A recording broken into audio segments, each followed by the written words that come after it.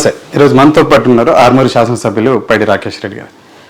₹1 doctor అని చెప్పేసి, అదే ఒక ₹1 వైద్యం అని చెప్పేసి మొదటగా ఒక సంవత్సర కాలం కిందట పెద్ద ఎత్తున ప్రాచుర్యం, తెలంగాణ అంతా కూడా ప్రాచుర్యం ఉంది. తెలంగాణ కాదు, యావత్ ఉమ్మడి ఆంధ్రప్రదేశ్ అంతా కూడా, ఆంధ్రప్రదేశ్లో కూడా రూపాయికి వైద్యం ఏంది, ఈరోజు కన్సల్టెన్సీ వేయింది కదా అని చెప్పేసి, వైద్యం కాదు కన్సల్టెన్సీ వారు కూడా వారి హాస్పిటల్ త్రూ పెద్ద పెద్ద హాస్పిటల్లో ధీటుగా ఏవైతే ఉన్నాయో ఆ కన్సల్టెన్సీ ఏమాత్రం తగ్గకుండా, అలాగే పెద్ద హాస్పిటల్కి వెళ్తే వారి హాస్పిటల్ త్రూ తక్కువ ఫీజుకి వైద్యం అయ్యేటట్టు మొదటగా ఆ విధంగా వారు ప్రాచుర్యంలోకి వచ్చారు. కానీ శాసనసభ్యుడు ఎన్నికైన తర్వాత నెల రోజుల వ్యవధిలోనే యావత్ రాజకీయాలు, తెలంగాణ రాజకీయాలలో వారికి అంటూ ఒక అటెన్షన్ క్రియేట్ చేసుకోగలిగారు. వారే ఈరోజు రాకేష్ రెడ్డి గారు మనతో పట్టున్నారు. నమస్తే. నమస్తే. నమస్తే. నేను లాస్ట్ టైం కూడా మిమ్మల్ని ఇంటర్వ్యూ చేసినప్పుడు రూపాయి డాక్టర్గా పెద్ద ఎత్తున ఒక 3-4 నెలలు మీరు ప్రాచుర్యంలో ఉన్నారు. ఆ కాన్సెప్ట్ గురించి మాట్లాడుకున్నాం. శాసనసభ్యుడు ఎన్నికైన తర్వాత బీజేపీ పార్టీకి సంబంధించినటువంటి 2 నాయకులు పెద్దగా చర్చకు ఉన్నారు. ఒకటి మాజీ ముఖ్యమంత్రి గారి మీద గెలిచినటువంటి, ప్రస్తుత ముఖ్యమంత్రి గారి మీద గెలిచినటువంటి వారు, మీరు. బండి సంజయ్, రఘునందన్ రావు తర్వాత ఈరోజు రాకేష్ రెడ్డి గారు మొత్తం కూడా బీజేపీకి ఆర్డర్ అటువైపు చూస్తూ ఉన్నారు. మొదటగా శాసనసభ్యుడిగా గెలిచింది, మీకు కంగ్రాచులేషన్స్. ఈ 1 మంత్లో మీరు ఆర్మూర్లో ఏం చూసారంటే? ఆర్మూర్లో నా నియోజకవర్గ ప్రజల కళ్ళల్లో స్వేచ్ఛ చూసాను, స్వేచ్ఛ, ఆనందం. ఈ 10 సంవత్సరాల నుంచి ఏదైతే వాళ్ళు ఒక భయంతో, బానిసత్వంలో నెట్టివేయబడ్డారు మాజీ శాసనసభ్యులతో, అతని ప్రవర్తన వల్ల, అతని చేష్టల వల్ల, అతని రౌడీలు అనుచరుల వల్ల అవన్నీ నానా ఇబ్బంది పడ్డారు. పాపం వాళ్ళు ఒక రాజకీయాల ఓనామాలు నేర్చుకుని 4 నెలల సమయంలో నన్ను వాళ్ళ బిడ్డగా, వాళ్ళ సోదరుడిగా ఆదరించి నన్ను అఖండ విజయం సాధించడానికి తోడ్పడ్డా. వాళ్ళు నన్ను ఆశీర్వదించడం నా పూర్వజన్మ సుకృతంగా భావిస్తున్నాను. కాబట్టి వాళ్ళ అంచనాలకు పెట్టు తగ్గకుండా దానికి అనుగుణంగా పనిచేసుకుంటే. నా రాజకీయ అంశాలు మాట్లాడే ముందుగా ఇంకా ఈ రోజుకి కూడా మీ కుటుంబ నేపథ్యం మీరు చాలా చోట్ల చెప్పుకొచ్చారు, చాలా స్ట్రగుల్స్ ఫేస్ చేశాను. మళ్ళీ ఒకసారి మా వీక్షకులకు చెప్పగలరు? సారీ చెప్తే అది తెలుగు సినిమాలో రొటీన్ డైలాగ్ అవుతుంది, అంతరంగ సీరియల్ లాగా అవుతుంది. అలా కాకుండా ఎప్పటికైనా నేను ఎందుకు చెప్పానంటే స్ఫూర్తినివ్వడానికి యువతలో కానీ సమాజంలో కానీ కష్టాలు, కన్నీళ్ళు కలకాలం ఉన్నాయని నేను చెప్పాలనుకుంటాను. కష్టాలు లేని మనిషి ఉన్నాడు, కన్నీళ్ళు లేని మనిషి ఉన్నాడు. కాబట్టి అవన్నీ తట్టుకొని నిలబడి మనం సక్సెస్ అయ్యి సమాజానికి ఉపయోగపడడానికి మన ధైర్యంగా ఉండాలని చెప్పడానికి ఒక ప్రధాన కారణం. తప్ప నా మీద ఎవరో సానుభూతి చూపించాలో, ఈ సమయంలో నా మీద ఎవరు సానుభూతి చూపించే అవసరం కూడా లేదు.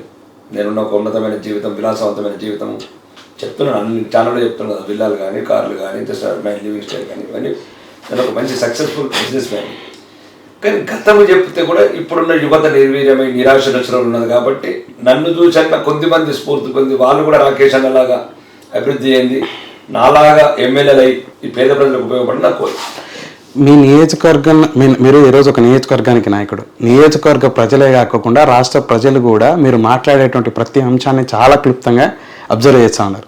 సో ఆవశ్యకత చాలా ఉంది. మీరు జస్టే చెప్పారు, కానీ కుటుంబ నేపథ్యం ఏంటి, మీ విద్యాభ్యాసం ఎక్కడి వరకు జరిగింది, మీరు పన్న స్ట్రగుల్స్ ఏంటి, మీరు ఎందుకని చెప్పేసి ఈ వ్యవస్థ మీద ఇంత కోపంతో ఉన్నారు? మీరు మాట్లాడినటువంటి ఇటీవల కొన్ని ప్రశ్నలు అడ్రస్ చేస్తే మాట్లాడింది చూస్తే ఏంటి వ్యవస్థ, ఈ బ్యూరోక్రాట్స్ ఏంటి, ఈ పొలిటీషియన్స్ ఏంటి అని చెప్పేసి అని. అది నిజమే. అసలు ఫస్ట్ వీళ్ళందరూ ఎవరు? వీళ్ళందరూ నా దృష్టిలో జీతగాళ్ళు. జీతగాళ్ళకి ఇంత గర్వం ఎందుకు? వీళ్ళందరూ అంటే మీరు ఇన్క్లూడింగ్ నేను కూడా జీతగాళ్ళని. ఈరోజు జీతగాళ్ళకు యజమానుల మీద ఇంత దౌర్జన్యం ఎందుకు ఎత్తున్నారు? ప్రపంచంలో ఎక్కడ లేని దౌర్జన్యం ఇండియాలో ఎందుకు ఎత్తున్నారు? వాళ్ళు బ్యూరోక్రాట్స్ కావచ్చు, శాసనసభ్యులు కావచ్చు, పార్లమెంట్ సభ్యులు కావచ్చు, ఎవరైనా కావచ్చు, ప్రజాప్రతినిధులుగా సాలరీ తీసుకొని, ప్రజా ఉద్యోగులుగా సాలరీ తీసుకున్న ప్రతి ఒక్కడు జీతగాడే దేశంలో. కానీ జీతగాళ్ళంతా 75 ఏళ్ళ నుంచి పట్టి పీడిస్తుంది ప్రజలు, యజమానులను పట్టి పీడిస్తున్నారు. కాబట్టి తప్పు అని చెప్తున్నారు. పడ్డ కష్టాలండి, ఆ పడ్డ కష్టాల నుంచి కోపం కాస్త చెప్పగలరు? చాలా చాలా చెప్పండి. ముందు ఉన్నత కుటుంబమే. తాతున్నప్పుడు మా విలేజ్ లో కూడా మంచి ఫస్ట్ ఆర్సీసీ బిల్డింగ్ కట్టింది కూడా మేమే. ఊరి పేరు? మా ఊరి పేరు అంకాపూర్, నిజామాబాద్ జిల్లాలో. మా మేనమామ కూడా గ్రామ సర్పంచ్ 69లో. కానీ అనుకోకుండా కొడుకులకు మా అమ్మ చనిపోవడం వల్ల, రకరకాలుగా అనాథగా మారడం వల్ల, ఒంటరిగా ఉండడం, అమ్మ దగ్గర పెరగడం, రకరకాల చీత్కారాలు ఎదుర్కోవడం, ఎటువంటి ఆదరణ ఆప్యాయత లేకుండా పెరగటం, ఇవన్నీ ఒక సమాజం పట్ల నా ఆలోచన విధాన్ని మార్చినాయి. ఓకే, వీళ్ళకి కావాల్సింది డబ్బున్న వాళ్ళు, సమాజం ఎక్కువ మటుకు డబ్బున్న వాళ్ళకు, ఇంతకుముందు నేను చిన్నప్పుడు మంచి ఉన్న వాళ్ళకి గౌరవించేది, ఇప్పుడు డబ్బు ఉంటేనే గౌరవిస్తున్నది, వాడు ఎన్ని తప్పులు చేసినా సరే అని. దానికి ఒక ఉదాహరణ చెప్తాను. అంటే ఓకే, ఆ కష్టాలు పడి ఏదో జీవనోపాధికి విదేశాలకు వెళ్ళటం, రకరకాల ఉద్యోగాలు చేయడం, అక్కడ మీద కొన్ని నేర్చుకోవడం, ఎగుమతి దిగుమతి వ్యాపారం చేయడం, దాని రకంగా వ్యాపారంలో స్థిరపడడం అన్న తర్వాత ఏదో ఒక నా ప్రాంతానికి సోషల్ సర్వీస్ చారిటీస్ ద్వారా చాలా రోజులు ₹1 అనేది చిన్నదని మేము చేసేది. ఇప్పటివరకు సంపాదించేదో సగం తిరిగి ఇచ్చేసాం సమాజానికి. కానీ అదేమి తెలియదు సమాజానికి. అవసరం కూడా లేదు. అవసరం ఎందుకు లేదు, మీ ప్రచారానికే ₹1 అని చెప్పేసి పెద్ద ఎత్తున ఎక్స్పోజ్ చేసింది తప్ప మేము ఒక దగ్గర కూడా మీ ఇంటెన్షన్ చేయలేదు. అసలు ఏ ప్రచారం కూడా చెప్పాను నేను అన్నాను, దమ్ముంటే ఇట్లా చేయండి రా, మీరు కూడా ఇన్ని 100 కోట్లు 1000 కోట్లు దోసుకుంటున్నారు ప్రజలు. నేను సొంతంగా నా చెమట చుక్కలు వచ్చి నేను సంపాదించి డబ్బులు పెడుతున్నాను ప్రజలకు, అంటే అరువులకు, నిరుపేదలకు. అంటే ఒకటి ఏంటంటే నేను చెప్పడానికి కారణం ఏంటంటే డబ్బు సంపాదించాలి, ఎవడైనా ఉంటేనే ఇస్తాము. మన దగ్గర లేకపోతే జోగి జోగి రాసుకుంటే బురద రాలినట్టు నీ దగ్గర లేదు, నా దగ్గర లేదు. పేదవాడిని చూస్తే కన్నీరు కారుతుంది, మన కడుపులో మనకు పెట్టడానికి ఏంటి. కాబట్టి ప్రతి ఒక్కరు, నరసింహ కావచ్చు, ఈ సమాజంలో ఉన్న ప్రతి ఒక్క తెలివైన వాడు డబ్బు సంపాదించాలి. దానికి ప్రత్యామ్నాయం లేదు. ఎవరేం చెప్పిన అబద్ధం. డబ్బు సంపాదించాల్సిందే. దాన్ని మోసంతో కాకుండా తెలివితో సంపాదించాలి. తెలివి వేరు, మోసం వేరు. ఇప్పుడు మీ పక్కన ఉన్నటువంటి ఏదైతే ఉందో రెడ్ సాంగ్కి సంబంధించింది, ఇదంతా కూడా బేసిక్గా అతరజుడు కాదని చెప్పేసి చాలా ఇల్లీగల్ యాక్టివిటీస్ చేసి రాకేష్ డబ్బు సంపాదించాడు. కానీ మాటలేమో చాలా ఉన్నతంగా ఉత్తమంగా మాట్లాడుతుంటాడని. దీని మీద మీ సమాధానం? 25 సంవత్సరాలుగా మీకు తెలియదు, మీరు ఉట్టక ముందు చెడ్డీలు వేసుకున్నప్పుడు వార్తా పేపర్ వచ్చేది, విదేశాలకు మొదటిసారి ఎగుమతి చేయడానికి అనుమతి ఇచ్చిన పైడి రాకేష్ రెడ్డి, పేరు కూడా అదే పెట్టారు, పైడి రాకేష్ రెడ్డి నిజామాబాద్ అని వార్తా పేపర్లో. మళ్ళీ వెళ్ళి లైబ్రరీలో చూసుకోండి, లేకపోతే వార్తా పేపర్ యజమాని. అంత మీకు ఎవరికి కూడా అంతకు ముందు గతంలో నాయకులకు, పెద్ద పెద్ద వ్యాపారులకి అనుమతి రాకపోతే రాకేష్ రెడ్డికి ఎట్లా వచ్చింది? అనుమతి రాదు. అది వాళ్ళకు ఒకటి ఇష్టమైన పదం ఉంటుంది. కొంతమంది చెడు అపోహ ఉంది, ఒక విజం లాగా, పాయిజన్ లాగా అపోహ ఉంది. కాబట్టి దాన్ని చేయడానికి ఇష్టపడేటప్పుడు వాళ్ళు ఇప్పుడు మనం ఏదో ఒకటి సాధించాలి, దానివల్ల కొన్ని వేల మందికి ఉపాధి కల్పించాలి. అక్కడ సహజ సంపద మన రాష్ట్రంలో కొల్లగొట్టబడుతుంది. మేమేం అడవిలేకుంటే వాడు ఎవడైతే తప్పుడు పని చేసి వాడు తీసుకెళ్తుంటే డిపార్ట్మెంట్ ఆదిలాబాద్లో టేక్ పట్టుకుంటారు, ఖమ్మంలో టేక్ పట్టుకుంటారు, అక్కడ ఆకార పట్టుకుంటారు. It's natural source. దాన్ని యాక్షన్ పెడతాం, యాక్షన్లో తీసుకుంటాం. అది నీకు తెలియనంత మాత్రం నేనేం చేయాలి? ఇప్పుడు నీకు సాఫ్ట్వేర్ అంటే తెలియదు, హార్డ్వేర్ తెలియదు, నేనేం చేయాలి? అది ఆల్రెడీ ఎప్పటి నుంచో నడుస్తుంది. జపాన్ కంపెనీస్ కొంటాయి, ఇండియాకి వచ్చి ఆంధ్రప్రదేశ్ వచ్చి కొంటే ఎప్పటి నుంచో కొంటాయి. 1971 నుంచి కొంటారు జపాన్ వాళ్ళు. వాళ్ళు ఎవరైనా రానియకుండా ఉండేవాళ్ళు. దాన్ని ఛేదించుకొని అభిమానులాగా ఈరోజు రాజకీయ రంగంలో ఎట్టయితే ఛేదించుకుంటూ వచ్చానో ఆ రోజు కూడా ఇదే సమస్య ఎదుర్కొన్నాను. జపాన్ వాళ్ళ వ్యూహాలను తిప్పికొట్టి నా దేశం, నా రాష్ట్రం, నా సోర్సు, నేను అందరిలాగా కొంటాను, అన్ని లైసెన్సులు తీసుకొని చేసాను తప్ప దానివల్ల కొన్ని వేల మందికి ఉపయోగపడలేదు, వేల మంది మన లక్షల మందికి ఉపయోగపడాలి. ఉన్నత కుటుంబం, అమ్మ చనిపోయిన తర్వాత పరిస్థితులన్నీ మారిపోయినాయి, బంధువులే చిత్కారాలు ఎదురయ్యాయని చెప్పేసి అన్నారు. ఇది ఇలా కాదు, డబ్బు సంపాదిస్తేనే గౌరవం వచ్చాయని చెప్పేసి ఆలోచన, పెద్ద ఎత్తున డబ్బు సంపాదించినారు. అంటే మీరు మీకు సరిపోయినంతనే కాదు, మీ చుట్టూ ఉన్న సమాజానికి సరిపోయినంత డబ్బు సంపాదించారు. మీరు పంచేంత డబ్బు కూడా సంపాదించినారు. మీరు తినడానికి, బట్ట కట్టడానికే కాదు, మీతో పాటు ఉన్న వాళ్ళ వైద్యానికి, వాళ్ళ మళ్ళీ ఫుడ్ కొరకు కూడా సంపాదించారు. దీని తర్వాత మళ్ళీ రాజకీయాల వైపు ఎందుకని చెప్పేసి మీకు కావాల్సిన గౌరవం దొరికింది. రాజకీయాలు రావడం కూడా రకరకాల కారణాలు ఉన్నాయి. మొదటగా ఎక్కడ బీజం పడ్డది? వ్యవస్థలో వచ్చిన మార్పులు, ప్రతిదానికి ఇన్ఫ్లుయెన్స్ అవసరం పడుతుంది. 20-30 ఏళ్ళకి ఇంత ఘోరంగా లేదు. ఈ రాష్ట్రం వచ్చిన తర్వాత, ఈ టీఆర్ఎస్ ప్రభుత్వం వచ్చిన తర్వాత కుటుంబ పాలన. ఏ పనికి వెళ్ళాలని ఒక అక్కని కలమంటాడు ఒకడు, బావని కలమంటాడు ఒకడు, అన్నని కలమంటాడు ఒకడు, ఇంకొకడు కూడా కల్వకుంట్ల చంద్రశేఖరరావు ఆయననేమో తోట తాగి పడుకుంటాడు, రాజేమో తాగి పడుకుంటాడు, యువరాజేమో విదేశీ పర్యటనలు, యువరాణి గారేమో ఢిల్లీ పర్యటనలు, ఇంకొకరు సిద్దిపేట దూరం ఉంటాడు హరీష్ రావు గారని. ఇక ఆయన మొత్తం నేనే సైన్యాధిపతి, మొత్తం మా కుటుంబం గురించి తెలంగాణ చంపిన 1400 మందిని దౌర్జన్యాలు చేసుడు, అదొక వైపు. రెండోది, మేము తెలంగాణ ఉద్యమంలో పరోక్షంగా చాలా ఉపయోగపడ్డాం. కళాకారులు కావచ్చు, ఉద్యమకారులకు కేసులకి విముక్తి కావచ్చు. ఎందుకంటే ఒక ఐడెంటిటీ, ఇది రాంగ్లో బర్నింగ్ ఇష్యూ అవుతుంది, యువకులు చనిపోతున్నారు, ఇది ఎక్కడో ఒక చోట పోలీస్ స్టాప్ పెట్టాల్సింది, ఏం కుప్పలే మునిగిపోతాయి. 29 రాష్ట్రం దేశంలో అయితే ఉంటాం కదా, మేము పరోక్షంగా సాగలం. మళ్ళీ రెండోది ఏంటంటే, మేము ఈ కేసీఆర్ని ఎప్పుడు నమ్మలేదు. ఎందుకంటే ఇది గత చరిత్ర అంతా మేము యూట్యూబ్లలో ఈ చరిత్ర బుక్స్ చదివేవాళ్ళం. ఈ చంద్రశేఖరరావు గారి గత చరిత్ర అంతా బాగాలేదు. రకరకాల యూట్యూబ్ వచ్చి నేను ఒక సిద్దిపేటకి వెళ్ళి తెలుసుకున్నాము, చింతపడికి వెళ్ళి తెలుసుకున్నాము అని చెప్తుంటే, రెండోది గోన ప్రకాష్ రావు వాళ్ళ బంధువు అంటే కవితమ్మకు 10 రూపాయలు టికెట్ లేకపోతే ఇచ్చినాను. ఇట్లా రకరకాల ఉన్న తర్వాత ఆయన నమ్మాలని లేకపోతే మేము కోదండరామ్ సార్ దగ్గరికి, అప్పుడు జయప్రకాష్ సార్, మన జయశంకర్ సార్ దగ్గరికి అడిగితే ఓకే అలానే కాదు తెలంగాణ రావడం ముఖ్యం, ఎవరో ఒకరైతే ముందున్నారు మాటకారి అని అనుకున్నాం. కానీ మేము మోసకారని తెలియదు, మాటకారులు మోసకారాయన. కాబట్టి రకరకాల వ్యసనాలు, రకరకాల వ్యవస్థలను ధ్వంసం చేయటము, ప్రతిపక్షాల గొంతు నొక్కటము, పత్రికలను కొనటము, ప్రసార సాధనలను కొనటము, అడిగిన వాళ్ళకి అక్రమ కేసులు పెట్టడము, పోలీసు జులుము చూపించడము, మళ్ళీ మేము మర్చిపోయిన చిన్నప్పటి బానిసత్వాన్ని అందించారు. దానికి ఆమోపాలు మర్డర్ చేయటము, మానభంగాలు చేయటము, ఇట్లాంటివన్నీ చూసిన తర్వాత మనం సమాజంలో మన బాధ్యత ఉంటుంది. మీ మీద ఒక అపవాదం ఏంటంటే లేదు బీఆర్ఎస్ లో కూడా కొన్ని ప్రయత్నాలు చేశాడు పదవుల కోసం అని చెప్పేసి అని, అలాగే కొన్ని తనకు సంబంధించిన వ్యాపారాల అనుమతుల కోసం దొరకకపోతే ఈ విధంగా అని చెప్పేసాను. నాకు వ్యాపారాల అనుమతి లేవు, నాకేం అవసరం, నాకు ఇప్పుడు కూడా ఏం అనుమతి అవసరం లేదు. లైసెన్స్ ఉండదు, నేను కోల్డ్ స్టోరేజ్ ఉన్నాయి, అగ్రోటెక్ ఎక్స్పోర్ట్స్ ఉంది, 10 కంపెనీలు ఉన్నాయి, హోటల్స్ ఉన్నాయి. తెలంగాణ ఇంకా వ్యాపార సామ్రాజ్యం విస్తరిస్తామని శ్మశానం పోతాను పైకి ప్యాకేజ్ కూడా పెడతాను. నన్ను తెలిసిన వాళ్ళు ఎవరు కూడా అన్నారు. నేను ఎప్పుడు విమర్శ ఎందుకోసం మీరు బీఆర్ఎస్ పార్టీలో జాయిన్ అవడానికి ప్రయత్నం జరిగిన టికెట్ల కోసం అని చెప్పేసి బీఆర్ఎస్ పార్టీ రాజ్యసభ సభ్యత్వం ఇస్తామన్నారు. నేను రానన్నాను. ఆ కుటుంబ పాలన రాదు, ప్రజాస్వామ్య స్ఫూర్తి ఉన్నప్పుడు వస్తానని చెప్పాను. తప్పేం. ఎప్పుడు జరిగింది ఇది? 2023 జనవరిలో రాయబారాలు జరిగినాయి, రానన్నాను. తర్వాత కాంగ్రెస్ వాళ్ళు అప్పుడు వచ్చారు, దానికి కూడా రానన్నాను. దేశ విభజన కారణం ఏంది, మళ్ళీ దేశ విభజన ప్రయత్నం చేస్తుంది. నాకు దేశం అంటే ఇష్టము, ధర్మం అంటే ఇష్టము, న్యాయం అంటే ఇష్టము. దేశము, ధర్మము, న్యాయము నేను భావించాను. భారతీయ జనతా పార్టీ ఏ కల్వకుంట్ల గురించి తయారు కాలేదు, ఏ గాంధీల గురించో గాంధీల గురించి తయారు కాలేదు. కుటుంబం గురించి, ఇది ఒక దేశం గురించి, ధర్మం గురించి, న్యాయం గురించి ఉన్నది భారతీయ జనతా పార్టీ. భారతదేశం ఉన్న భారతీయ జనతా పార్టీ కాబట్టి దానికి వెళ్ళాను. తప్పేముంది? హిందూ ధర్మం గురించి మాత్రం, హిందూ ధర్మం తప్పేది. మీ అమ్మని ఇష్టపడవా? మా అమ్మని నేను ఇష్టపడతాను. ఎందుకు ఇష్టపడదు హిందూ మతాన్ని? ఎవరు చెప్తున్నాడు, ఎంత పిచ్చి చెప్తున్నారు ఈ మీడియా భారతదేశ వ్యాప్తంగా. ఎవరి తల్లి వారికి ఇష్టం, మా తల్లి మాకు ఇష్టం అండి. మేము మైనారిటీ సోదరులు అంటున్నాము, మమ్మల్ని అబద్ధం అంటున్నాము. పాత పరిస్థితులు మా చెల్లెళ్ళ అక్కని గాజులు బట్టలతో మోగబట్టడము, వెస్ట్ బెంగాల్ మా ఆడబిడ్డని రేపులు చేసినట్టు చేయొద్దంటున్నాము, కశ్మీర్లో పండితులు నూచకోత కోసినట్టు రంపాల మీద మా ఆడబిడ్డలు కోసినట్టు కొయ్యొద్దంటున్నాము. మరి ఏ దేశం వాళ్ళు చెప్పండి, నువ్వు చెప్పు. మాకున్నది ఒక దేశం, అదే చెప్తున్నాను. చోట్ల ఎటువమంటూ చెప్పు. బంగ్లాదేశ్ ఆడు చెప్తున్నాడు, సౌదీ పోతే వాడు లా ఉంటుంది, అమెరికా పోతే వాడు లా ఉంటుంది. మాకున్నది ఒక దేశము, మాకున్నది ఒక శ్రీకృష్ణుడు, ఉన్నది ఒక గీత. మా బతుకు మాకు బతుకు నేను రా బాబు అంటే మమ్మల్ని ఈ రకంగా అంటారు. ధర్మం లేదా? క్రిస్టియన్స్ లేదా ధర్మం? బైబిల్ లేదా? ఖురాన్ లేదా?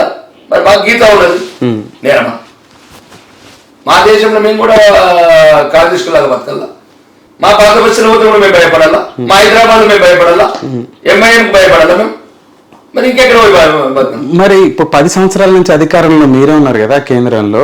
ఈ పరిస్థితులు ఇంకా కూడా ఈ రోజుకి కూడా ఇంకా ఎందుకున్నాయని చెప్పేసి పాత పరిస్థితికి నిజంగా ఈ రోజు వాళ్ళని కూడా భయానక పరిస్థితి, చాలా మార్పులు వచ్చినాయి. ఆర్టికల్ 370 हटा दिया गया. 500 साल से जो लड़ रहा राम मंदिर, दिव्य भव्य राम मंदिर जनवरी 22 तारीख उद्घाटन कर रहे.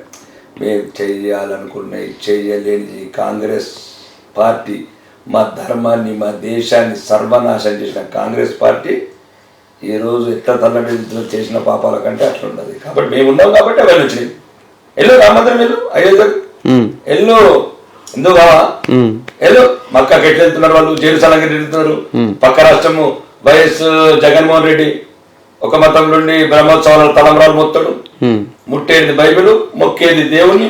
ఇదా ప్రజలకు క్లియర్గా ఉండండి. తప్పేముంది? మీ మతం మీరు చెప్పండి, ఐఎమ్ క్రిస్టియన్, తప్పేముంది? బ్రహ్మోత్సవాలు తలంబరాలు వేయడము, పట్టు వస్త్రాలు, నాయకుడు అన్ని మతాలను గౌరవించడం వేరు, ఆచరించడం వేరు. ముఖ్యమంత్రి ముస్లిం సోదరులు, నాకున్న 90% ఫ్రెండ్స్ అంతా ముస్లింలే. రంజాన్ కదా ఇంటికి. మరి ఎక్కడ కాన్ఫ్లిక్ట్ వస్తుంది? కాన్ఫ్లిక్ట్ ఎక్కడ వస్తుంది? ఇప్పుడు రాజ్యాంగం ప్రకారం మీరు నాయకులు అనే వాళ్ళు పాలించాలా, అన్ని మతాలని గౌరవించాలా. కానీ నేను హిందూ ధర్మం, ఇప్పుడు భారతదేశాన్ని నేను హిందువుని, హిందూ ధర్మం నా తల్లి అని చెప్పేసి ఉంటాను. ఒక భారతదేశం అనేది ఒక హిందూ మతానికి సంబంధించిన మాత్రమే తల్లి కాదు, లౌకిక ప్రజాస్వామ్య గణతంత్ర భారతదేశం ఇది.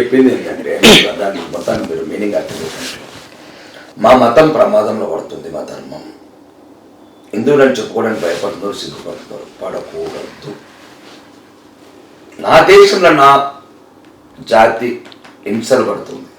కాశ్మీర్ లాంటి పరిస్థితులలో, వెస్ట్ బెంగాల్ లాంటి చోట్ల, కేరళ లాంటి చోట్ల. ఇంకా ఉన్నదే ఒక దేశం. ఇక్కడికి వెళ్ళిపోతే ఎక్కడికి పోతే చైతన్యపరచడం తప్ప, నా జాతిని చైతన్యపరిచినంత మాత్రాన ఎదుటి జాతిని అవమానపరిచినట్టు కాదు. ఇప్పుడు ముస్లిం సోదరులు కూడా వాళ్ళ అమ్మ మా పెద్దమ్మ అవుతుంది, మా అమ్మ వాళ్ళు కూడా పెద్దమ్మలా భావించాలి. మీ అక్క మాకు అక్క అయినప్పుడు మా అక్క కూడా మీకు అక్క అవుతుంది. అవి బంధుత్వాలు, మానవ సంబంధాలు, మత సంబంధాలు. రెండోది, దేశంలో వేరే మతాలు లేవు. ఇదంతా విదేశీ శక్తుల కుట్ర. మా భారతదేశంలో ఒకే ఒక సైంటిఫిక్ సర్వే కూడా ఉంది, సైంటిఫిక్ రిపోర్ట్ కూడా ఉంది అమెరికాలో. మీరు కూడా తెచ్చుకోవచ్చు, అవసరమైతే యూట్యూబ్లో నేను పంపిస్తాను. ఇది కొన్ని ఒక 500-600 సంవత్సరాల క్రితం మాకు భోగి మహమ్మద్ గోరి వీళ్ళందరూ వచ్చి అప్పుడున్న హిందూ రాజును చంపేసి రాణిని రకరకాల ఇబ్బంది పెట్టి ఇస్లాం మతం అడుగుపెట్టింది ఇక్కడ. అప్పుడున్న హిందువులందరూ కొందరు ఇప్పుడు ఎట్లయితే బలవంతంగా పార్టీ మార్పులు జరుగుతాయో అట్లా ఆ టైంలో మీరు బతకాలనుకుంటే మత మార్పులకు ప్రోత్సహించారు, భయపెట్టారు, బలవంత పెట్టారు. కొందరు భయపడని వాళ్ళందరూ చనిపోయారు, కొందరు ఎదుర్కొన్నారు. రకరకాల సమస్యలు. మీరు చరిత్ర చదవండి ఒకసారి. వీలైతే కూడా ఔరంగజేబు చరిత్ర చదవండి. ఒక 25 లక్షల మంది హిందువులని మత మార్పిడి చేశాడు. టిప్పు సుల్తాన్ సుమారు 1 లక్షల మంది మత మార్పిడి చేశాడు. అంటే అప్పుడున్న పరిస్థితులు, వాళ్ళు రాజు కాబట్టి వాళ్ళు చెప్తే వినాలి, చాలా కావాలి కాబట్టి మత మార్పులు అయ్యారు. మా వాళ్ళ వాళ్ళు ఎవరు కాదు. ఇప్పుడున్న ముస్లిమ్స్ అంతా మా రక్త సంబంధికులు. అది చెప్పాలని అనుకుంటున్నాను. ఇప్పుడు నా 6 రోజులు అదే చెప్తున్నాను. మొహబ్బత్ కర్తే నా కర్తే, నఫరత్ నహీ కర్నా ఏక్ దూసరే సే. అప్పుడు దాదా పరదాదా ఏకీయే. తాత ముత్తాతలు ఒకటే, రక్తం ఒకటే, పుడతాం ఇక్కడ, చస్తాం ఇక్కడ, బతుకుతాం ఇక్కడ, మనం కలిసి ఉండాలని చెప్తున్నాను. మీరు చాలా నిజాయితీగా మాట్లాడుతూ ఉన్నారు. ఇది నాకు కలిగిన అభిప్రాయమే కాదు, యావత్ తెలంగాణ ప్రజలకు అందరికి కూడా. అంటే మీరు ఎన్నికైన తర్వాత ఇంకా మీ వాయిస్ ఎక్కువగా వెళ్తాను, మీ వైపు అటెన్షన్ ఉంది, అందుకని ఒక మాట అంటాను. నిజంగా గ్రామాలలో ముస్లిం సోదరులకి, హిందువులకి ఏ చిన్న పాఠమైన విభేదాలు ఉన్నాయి. రాజకీయాల కోసం కొందరు రాజకీయ నాయకులు ఆడుతున్నటువంటి ఆట కాకపోతే నిజం, 100% నిజం, 100%. ఆ ఆట మొదలుపెట్టింది కాంగ్రెస్ 1947 దేశ విభజన. మత ప్రతిపాదన దేశ విభజన ఎందుకు ఇవ్వాల్సి వచ్చింది?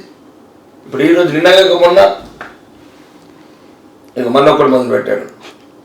భారతీయ ముస్లింలకు ప్రత్యేక దేశం కావాలి. జయప్రకాష్ వర్సిటీ ప్రొఫెసర్ లేఖ, ఏబీవీపీ ఆందోళన.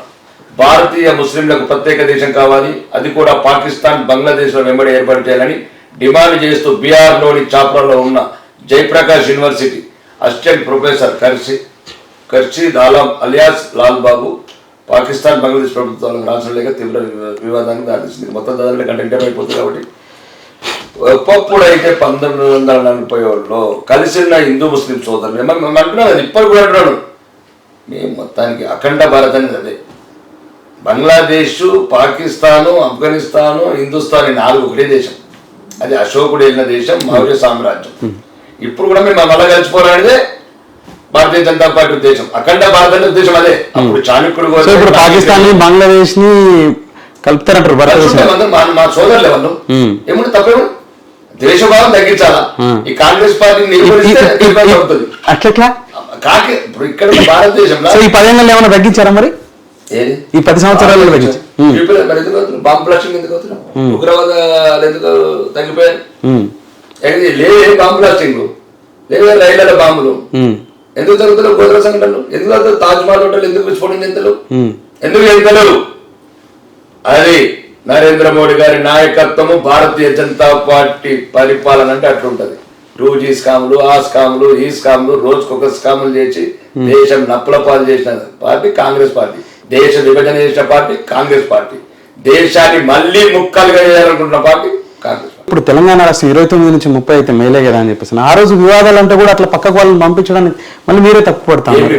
ఇప్పుడు తెలంగాణ రాష్ట్ర యువకుల బాధలను చూసి, లేకపోతే ఇక్కడ ప్రజల ఆత్మఘోషలను చూసి, ఇక్కడ బలిదానాలు చూసి మీరు కూడా ఉద్యమంలో పాల్గొన్నా అని చెప్పేసి అన్నారు. తెలంగాణ రాష్ట్ర సాధన కోసం బీజేపీ పార్టీ కూడా సహకరించింది రాష్ట్ర విభజన కోసం. సుష్మా స్వరాజ్ గారు పోరాటం విధంగా నాడు ఆ పరిస్థితుల కారణంగా దేశాన్ని విభజించి తప్పలేదని చెప్పేసి భావించడం ఇదే రాకేష్ రెడ్డి మళ్ళీ తప్పు పడతారు.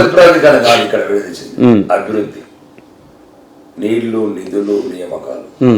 గోదావరి అక్కడ పుష్కరాలు రాజమండ్రి, గోదావరి మొదలైతే తెలంగాణలో పుష్కరాలు రాజమండ్రి. ప్రజలు గమనించారు చాలా రకాలుగా అన్యాయాలు. కాబట్టి నేనేమంటున్నా అంటే ఇప్పుడు తెలంగాణ ఏర్పడ్డది ఏంటంటే దేశంలో ఒక రాష్ట్రం, కానీ దేశం విడిపోయింది. కోట్లాది మంది హిందువులని రైలు పట్టాల మీద కోట్ల చదువు చరిత్ర చదువు ముస్లిం సోదరులు కొందరు చనిపోయారు, మళ్ళీ ఇబ్బంది పెట్టలేదు, చదువుకి వెళ్ళని లక్షలాది మంది ఆడబిడ్డలు అగాచకం చేశారు, అత్యాచారాలు చేశారు. చరిత్రలకు వెళ్ళండి, ఇవన్నీ నిజం, నేను ఏదో అబద్ధం చెప్తాను. హిందువులను మళ్ళీ చంపుతారు అంటే సంపిస్తారు, వాళ్ళు మంచి వాళ్ళే, వాళ్ళు చంపిస్తారు. కాంగ్రెస్ వాళ్ళు కాంగ్రెస్ లో 100% దీనికి ఎంత కట్టుబడి ఉన్నాడు. కాంగ్రెస్ మీద ఎక్కువ కోపమా, బీఆర్ఎస్ మీద ఎక్కువ కోపమా? పార్టీ ఉండదా? 100% రాసి పెట్టుకోండి. మీడియా మిత్రులు అందరి వీడియో చూసుకోండి, తర్వాత లైబ్రరీలో ఉండదు సీను. కనుమరుగయ్యే పార్టీ ఇది BRS party. Line is back, KCR is back. నాయకుడు బయటికి పునాదులు లేని పార్టీ, కుటుంబం మీద ఏదో ఒక అధికార వ్యవస్థను చెరబట్టి పోలీసు యూనిఫామ్ ని బలహీనపరిచి బ్లాక్ మెయిల్ చేసి వెళ్ళిండ్రు. ఇప్పుడు అన్నీ వస్తాయి, కాళేశ్వరము, ఆయేశ్వరము, కాకతీయ, హరీష్ రావు గారికి 1,00,000 కోట్లు ఎక్కడికి వెళ్ళొచ్చినాయని ఆయన మణిపల్లి హనుమంతరావు అన్ననే కదా చెప్పింది. మణిపల్లి హనుమంతరావు అన్నగారే చెప్పారు, తిరుమల వెంకటేశ్వర స్వామి మీద ప్రమాణం చేసి రబ్బర్ చెప్పులోడు, ఇనుప డబ్బలోడు, ఎల్ మాస్టర్లో ఉన్నోడు 1,00,000 కోట్లు సంపాదించిండు, వెంకటేశ్వర స్వామి ప్రమాణం చేస్తున్నాను చెప్పి నేను కృష్ణుడు అని చెప్తున్నాను. మీరు నమ్ముతున్నారా దాని మీద? వాళ్ళు చెప్పాలండి, నేను నమ్మకూడదు కాదండి, ప్రజలు నమ్ముతున్నారు. ఈ రోజు కూడా ఇప్పుడే గంట ముందు ఎప్పుడు లైవ్ లో చూశాను, రాకేష్ రెడ్డి కూడా తెలంగాణ పౌరులు ప్రశ్న మీద చేసి నిజంగానే. నేను హరీష్ రావు గురించి తెలిసింది వాళ్ళ బంధువులకు, ఆయన ఎంత సంపాదించాడు నాకే తెలుసు. రబ్బర్ చెప్పులు న్యాయలేవని ఎవరు చెప్పారు? రబ్బర్ చెప్పులు న్యాయలేవని ఎవరు నువ్వు చెప్పాను? నేను చెప్పానా? మైనంపల్లి హనుమంతరావు ఈజ్ ఎన్ఆర్ఐ, ఆయన చెప్పాడు. ఆయన ఉన్నత విద్యావంతుడు, ఉన్నత సంస్కారి, మంచి మంచి పార్టీలు వేరే ఉండొచ్చు, పార్టీ అనేమైనా ఉండొచ్చు, నాదేమైనా ఉండొచ్చు, తెల్ల రాజకీయంగా కొట్లాడాలి. ఈ రోజు మల్కాజ్గిరికి ఇన్ఛార్జ్ ఇచ్చారు, అక్కడ పార్లమెంట్ సభ్యుడు కూడా మైనంపల్లి గారు పోటీ చేయొచ్చు. రాజకీయ వరకు పోరాటం ఈ రోజు మల్కాజ్గిరిలో గెలవాల్సిన అవసరం ఉంది భారతీయ జనతా పార్టీ. రేపు మంచి వ్యక్తి అంటే అన్నారు, మళ్ళీ ఆ మంచి వ్యక్తిని రేపు తిట్టాలా రాకేష్ రెడ్డి. మంచిది కాదు రేపు సరే, ఆయన పార్టీ పక్కన పెడితే రేపు మరి మైనంపల్లి గారు మల్కాజ్గిరి నుంచి పోటీ చేసి 1,00,000 కోట్ల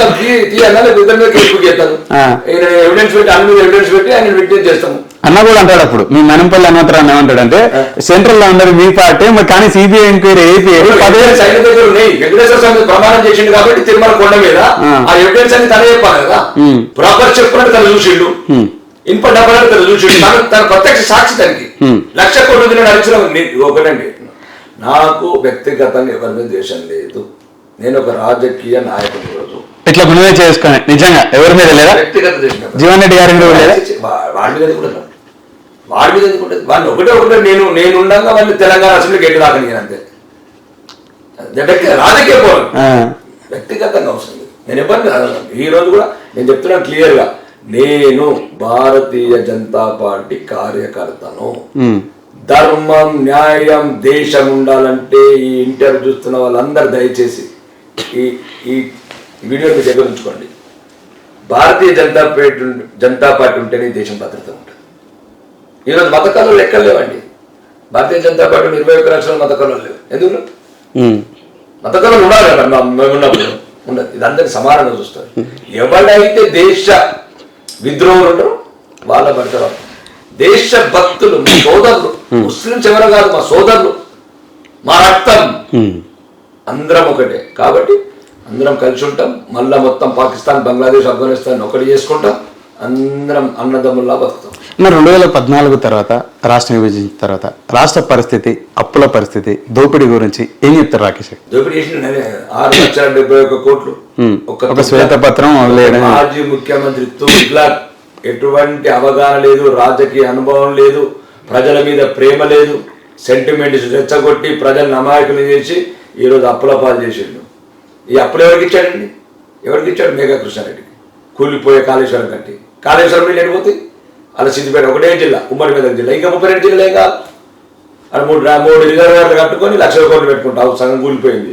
ఇది ఇప్పుడు ఇంటర్నేషనల్ ఇన్వెస్టిగేషన్ ఏం చేస్తుంటే 5 నిమిషాలు కాదు వీళ్ళందరికీ తడాగా. ప్రధానంగా ఎక్కడెక్కడ అవినీతి జరిగిందంటారు మీ దృష్టిలో, మీరు అబ్జర్వ్ చేయడం? మొత్తం ఫర్ ఎగ్జాంపుల్ 1,00,000 కోట్ల అవినీతి ఎందుకు జరిగిందంటే, సుమారు 66,000 కోట్లు రైతు బంధు రూపంలో ఇచ్చారు. రైతు బంధు ఎవరికి ఇవ్వాలి? పంట పండించే వాళ్ళు, పచ్చటి పంట, ఓకే ఎక్స్టెంట్ ఎంత అనేది పక్కన పెడితే పచ్చటి పొలాలు పంట పండించి చెమట చుక్కలు స్వేద్యం చిందించిన రైతుకి ఇవ్వాలి. దాంతోపాటు గిట్టుబాటు ధర ఇవ్వాలి. అప్పుడు రైతు సత్యం అవుతాడు. ఆ రైతు వ్యవసాయం మీద ఆధారపడతాడు. ఇప్పుడు వ్యవసాయదారుడు అంటే పిల్లలు ఇవ్వకుండా ఏదైతే ఉందో అది మార్చి వ్యవసాయం చేసుకుని పిల్లలు ఇచ్చే రోజులు రావాలంటే గిట్టుబాటు ధర రావాలి. కానీ ఎవరికి ఇచ్చాడు ఈయన? సినిమా స్టార్ మహేష్ బాబుకు, జూనియర్ ఎన్టీఆర్కు, పాలమాల రెడ్డికి, ఆశనగర్ జీవన్ రెడ్డికి, ఎర్రబెల్లి దయాకర్రావుకి దాన్ని ఇచ్చేది. రాకేష్ రెడ్డికి రాలే తీసుకోలే. 2018 రాజకీయాలు 2018 లెటర్ రాసి ఇచ్చేసిన పద్ధతి. నేను నా కుటుంబాలు ఎవరైనా తీసుకోలే. సో వీళ్ళకి తప్పు పడతా ఉన్నారు. ఉన్నవాడు ఎవడు వీడు? ఎవరి డబ్బు ఇదంతా? పేద ప్రజల డబ్బు పెద్దలకు పంచడం ఏంది? పేదోడి డబ్బు పెద్దలకు పంచడం ప్రపంచంలో ఫస్ట్ టైం చూస్తున్నా. పెద్దల డబ్బు పేదోడికి పంచాలా, కానీ దుర్మార్గుడు పేదల మీద 12 అప్పటి నువ్వు కట్టవా? కేవలం కట్టడా? 6,70,000 ఒక్కొక్క కుటుంబానికి 7 లక్షల రూపాయలు అప్పు వచ్చింది. అశోక్ నగర్ అడ్డ మీద ఉన్న అడ్డకూలికి 7 లక్షలు, రోజు ఆటో రిక్షలు నడుపుకునే అతనికి 7 లక్షలు కుటుంబానికి. ఓలా టెక్స్ ఉద్యోగం దొరక నీలాంటి చదువుకుంటే నాలాంటి చదువుకున్న వాళ్ళు నిరుద్యోగం దానికి 7 లక్షలు. ఏదో వీళ్ళకి ఏం సంబంధం? ఓకే వీళ్ళకి ఏమైనా అప్పు చేసినావు, ఏం చేయాలి డబ్బుని? వీళ్ళ విద్య మీద, వీళ్ళ వైద్యం మీద, వీళ్ళకు ఉపాధి మీద, వీళ్ళకి మౌలిక వసతులు, ఒక నాణ్యమైన జీవిత స్టైలు, రోడ్లలో రోడ్స్ డ్రైనేజ్. ఈ పిచ్చోడు నేను తుగ్గగా ఎందుకంటే పిచ్చోడు పిచ్చిగా 5,000 ఏం తాగిండో, ఏ బ్రాండ్ అర్థం కాకుండా తాగిండు, అర్థం కాకుండా వేసిండు 10 ఏళ్ళు. ఏం చేశారు? 50 లక్షల కోట్ల ఆస్తిని ఇక్కడ నిర్మించడం జరిగింది. మీరు కాంగ్రెస్ నాయకులు కలిసి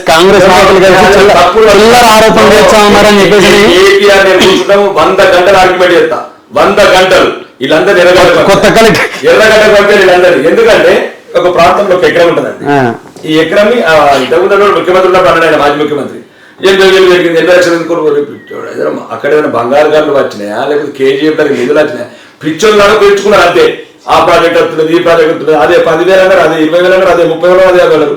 నీకు ఎక్కడైనా డెవలప్మెంట్స్ ఉండాలా, ఏదైనా యాక్టివిటీస్ ఉండాలా, ఏదైనా ఇండస్ట్రీస్ పడాలా, ఏదైనా ఇన్ఫ్రా కావాలా? ఏది లేకుండా కూడా పల్లెటూరులో మోసం చేయించారు. అదే భూమి ఆ ఉన్న పెద్ద కూడా రాకేస్తున్నారు పేదల దగ్గర. మీ ఇంకా ఆర్మర్లు ఇంకా ఎక్కువ అంట. నేనేమంటున్నానంటే ఇప్పుడు పేద ప్రజల అప్పు చేసి తీసుకొచ్చినప్పుడు బాధ్యత ఖర్చు పెట్టాలి. నేనేమంటానంటే ఇప్పుడున్న ప్రభుత్వాలు కావచ్చు, ఏ ప్రభుత్వం వచ్చినా పేద ప్రజల పన్నులు కానీ రాష్ట్ర ఆదాయాన్ని కానీ దాన్ని పేద ప్రజలు ఖర్చు పెట్టాలి. అది ప్రాథమిక హక్కు, పేదవాడి హక్కు కూడా, ఎందుకంటే దేశ పౌరులు. కానీ కొత్త ఇప్పుడు ఒక చిన్న ఉదాహరణ చెప్తా. ఈ తుగ్లక్ మాజీ ముఖ్యమంత్రి ఎట్లా చేసిన ప్రణాళికలు ఎట్లుండే ఆయన దళిత బంధు ఇస్తా స్టేట్మెంట్ ఇచ్చినారు హుజరాబాద్ ఎలక్షన్ టైంలో. ఓకే సంతోషం. ఇచ్చినప్పుడు ఏమన్నా ఒక స్టేట్మెంట్ ఉంటుంది, పేపర్లు చూపిస్తాం, డాక్టర్లకు ఇస్తాం, ప్రభుత్వ ఉద్యోగులకు ఇస్తాం. రోజు కూలి కొట్టడికి ఏమి ఇస్తాం అంటే ఎస్సీలలో డాక్టర్లకు ఇస్తారట, జూబ్లీహిల్స్లో ఉన్న డాక్టర్లకు కూడా ఇస్తారట, ఎస్సీలకు గవర్నమెంట్ ఎంప్లాయీ ఇస్తారట, కలెక్టర్లకు ఎస్సీలకు. మరి అదే ఎస్సీలు పేదవాళ్ళు ఎంత దీనస్థితిలో ఉన్నారు వాళ్ళకి. నేను తెలంగాణ వ్యాప్తంగా 26,000 గ్రామాలు ఉన్నాయి. 90% గ్రామాలల్లో మొత్తం మిస్యూజ్ అయింది స్కీమ్స్ అని. ఈ దుర్మార్గుడు చేసింది దళిత బంధు. దళిత బంధు కావచ్చు, రైతు బంధు కొండలకి గుట్టలకి హెలికాప్టర్ లక్ష తీసుకున్నారు, చార్టెడ్ ఫ్లైట్ లక్ష తీసుకున్నారు. రైతు బంధు ఈ దుర్మార్గుడు పరిపాలన వల్ల నేనేమన్నాడు రైతు బంధు రైతులకి ఎవడైతే, అది కూడా పంట పండించే రైతుకే, పేరుకు రైతు పాస్బుక్లు పెట్టుకున్నాడు కాదు, రైతు పంట పండించు. ఇప్పుడు కొత్తగా కాంగ్రెస్ ప్రభుత్వం ఇప్పుడు దయచేసి కొత్తగా ప్రభుత్వానికి చెప్తున్నా, ఈ ముఖ్యమంత్రి గారికి దయచేసి ఎప్పుడైతే మన శ్వేతపత్రం రిలీజ్ చేసావు అసెంబ్లీలో, దయచేసి నా మాట శాసనసభ్యుడికి చెప్తున్నా, తెలంగాణ పౌరుడిగా చెప్తున్నా, ఒక పేదవాడి హృదయంలోకి వెళ్ళి చెప్తున్నా, ఈ 10 ఏళ్లలో జరిగిన ఇట్లాంటి స్కీమ్లన్నీ రికవర్ చేయండి. మీకు 2 సంవత్సరాల వరకు ఏ బడ్జెట్ అవసరం లేదు, యాప్లు అవసరం లేదు. ఎవడెవడైతే పేదవాడి డబ్బు తిన్నారో, ఎవడు పడితే వాడు, ఆ బంధు ఈ బంధు, ఇండస్ట్రియల్స్ ఇన్సెంటివ్స్, ఆ ఇన్సెంటివ్స్, శంకర్కి 5 ఎకరాలు ఎందుకండి మోకిలన్న ముందు వీళ్ళకి ఏం చెప్పాలి అర్థమైతే తుగ్లక్ పరిపాలన. కానీ పేదోడికి ఇల్లు కట్టిండ్రి. ఇప్పుడు వాళ్ళే 1,25,00,000 వచ్చింది నిన్న ప్రజాపాలన, 25 లక్షల ఇల్లు. మరి ఎందుకు కట్టేది ఇల్లు? పేదోడికి కనీసం ఉండడానికి 25 లక్షల అప్లికేషన్లు వచ్చినాయి. కోటి అప్లికేషన్ అవసరం. కనీసం రేషన్ కార్డు గురించి 50 లక్షల అప్లికేషన్ వచ్చాయి. ఇదా నీ ప్రభుత్వంతో నీ బతుకు చేయడా ఉండాలంటే ఇంకా మరిగా నేనంటే ఈ కాపం మాట్లాడుతున్నాడు అది ఇదా పేదోడు మీరు చేసేది. నేను అందుకోసం అంటున్నాను, ఇవన్నీ ఒక ఎత్తు. ఇప్పుడు ఒకటే గౌరవనీయ ముఖ్యమంత్రి రేవంత్ రెడ్డి గారికి చెప్పేది, ఈ 10 ఏళ్ళలో ఎవడైతే అనుభవించుకోండి నాకు మా హార్మోనియం రా కమ్సే కమ్ 1000 కోట్లు వస్తాయి. కోటీశ్వర్లకు వచ్చింది మొత్తం. అదేంటి యంత్రలక్ష్మి స్కీము మొత్తం కోటీశ్వర్లకి, మొత్తం అది ట్రాక్టర్స్ హార్వెస్టర్స్ ఇస్తారు. అవన్నీ రికవరీ చేయండి. ఇప్పుడు ఎవరైతే 100 ఎకరాలు 500 ఎకరాలు సినిమా స్టార్స్ ఇండస్ట్రీస్ తీసుకుంటారు అన్ని రికవరీ చేయండి. అంతేనా కదా? మీకు నమ్మకం ఉందా రేవంత్ రెడ్డి గారు కాంగ్రెస్ ప్రభుత్వం రికవరీ చేస్తుందని? లేదు, వాళ్ళు వీళ్ళు ఒకటే లోపాయికార ఒప్పందం. అట్లా అయితే అట్లయితే కదా రాకముందే అన్నాడు, సిబిఐ అన్నాడు, ఏబిఐ అన్నాడు, ఇప్పుడు చప్పుడు చేస్తలేడు.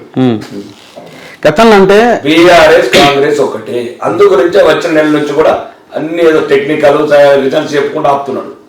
సిబిఐకి అప్లై ఇమీడియట్ వాళ్ళ ఏదో రిస్ట్రిక్షన్స్ ఉన్న స్టేట్లో తీసేయండి, ఇన్వైట్ చేయండి, సిబిఐని పంపించండి కాలేజీలో. పక్క రాష్ట్రంలో ముఖ్యమంత్రి 300 మాజీ ముఖ్యమంత్రి 300 కోట్లలో మిస్టేక్ అయితేనే పాపం రాజమండ్రి 45 రోజులు.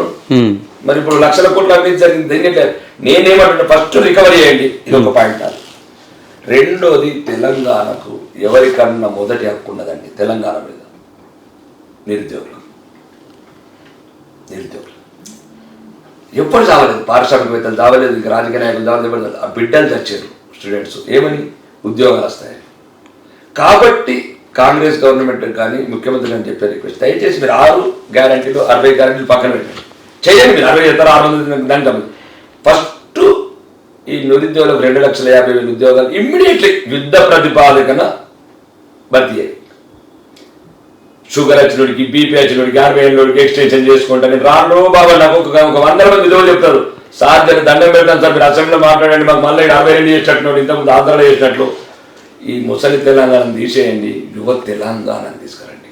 2,50,000 మంది, సుమారు 10 జిల్లాలలో జిల్లాకు 25,000 మంది యువకులు వస్తే ఇది యువ తెలంగాణ, నవ తెలంగాణ.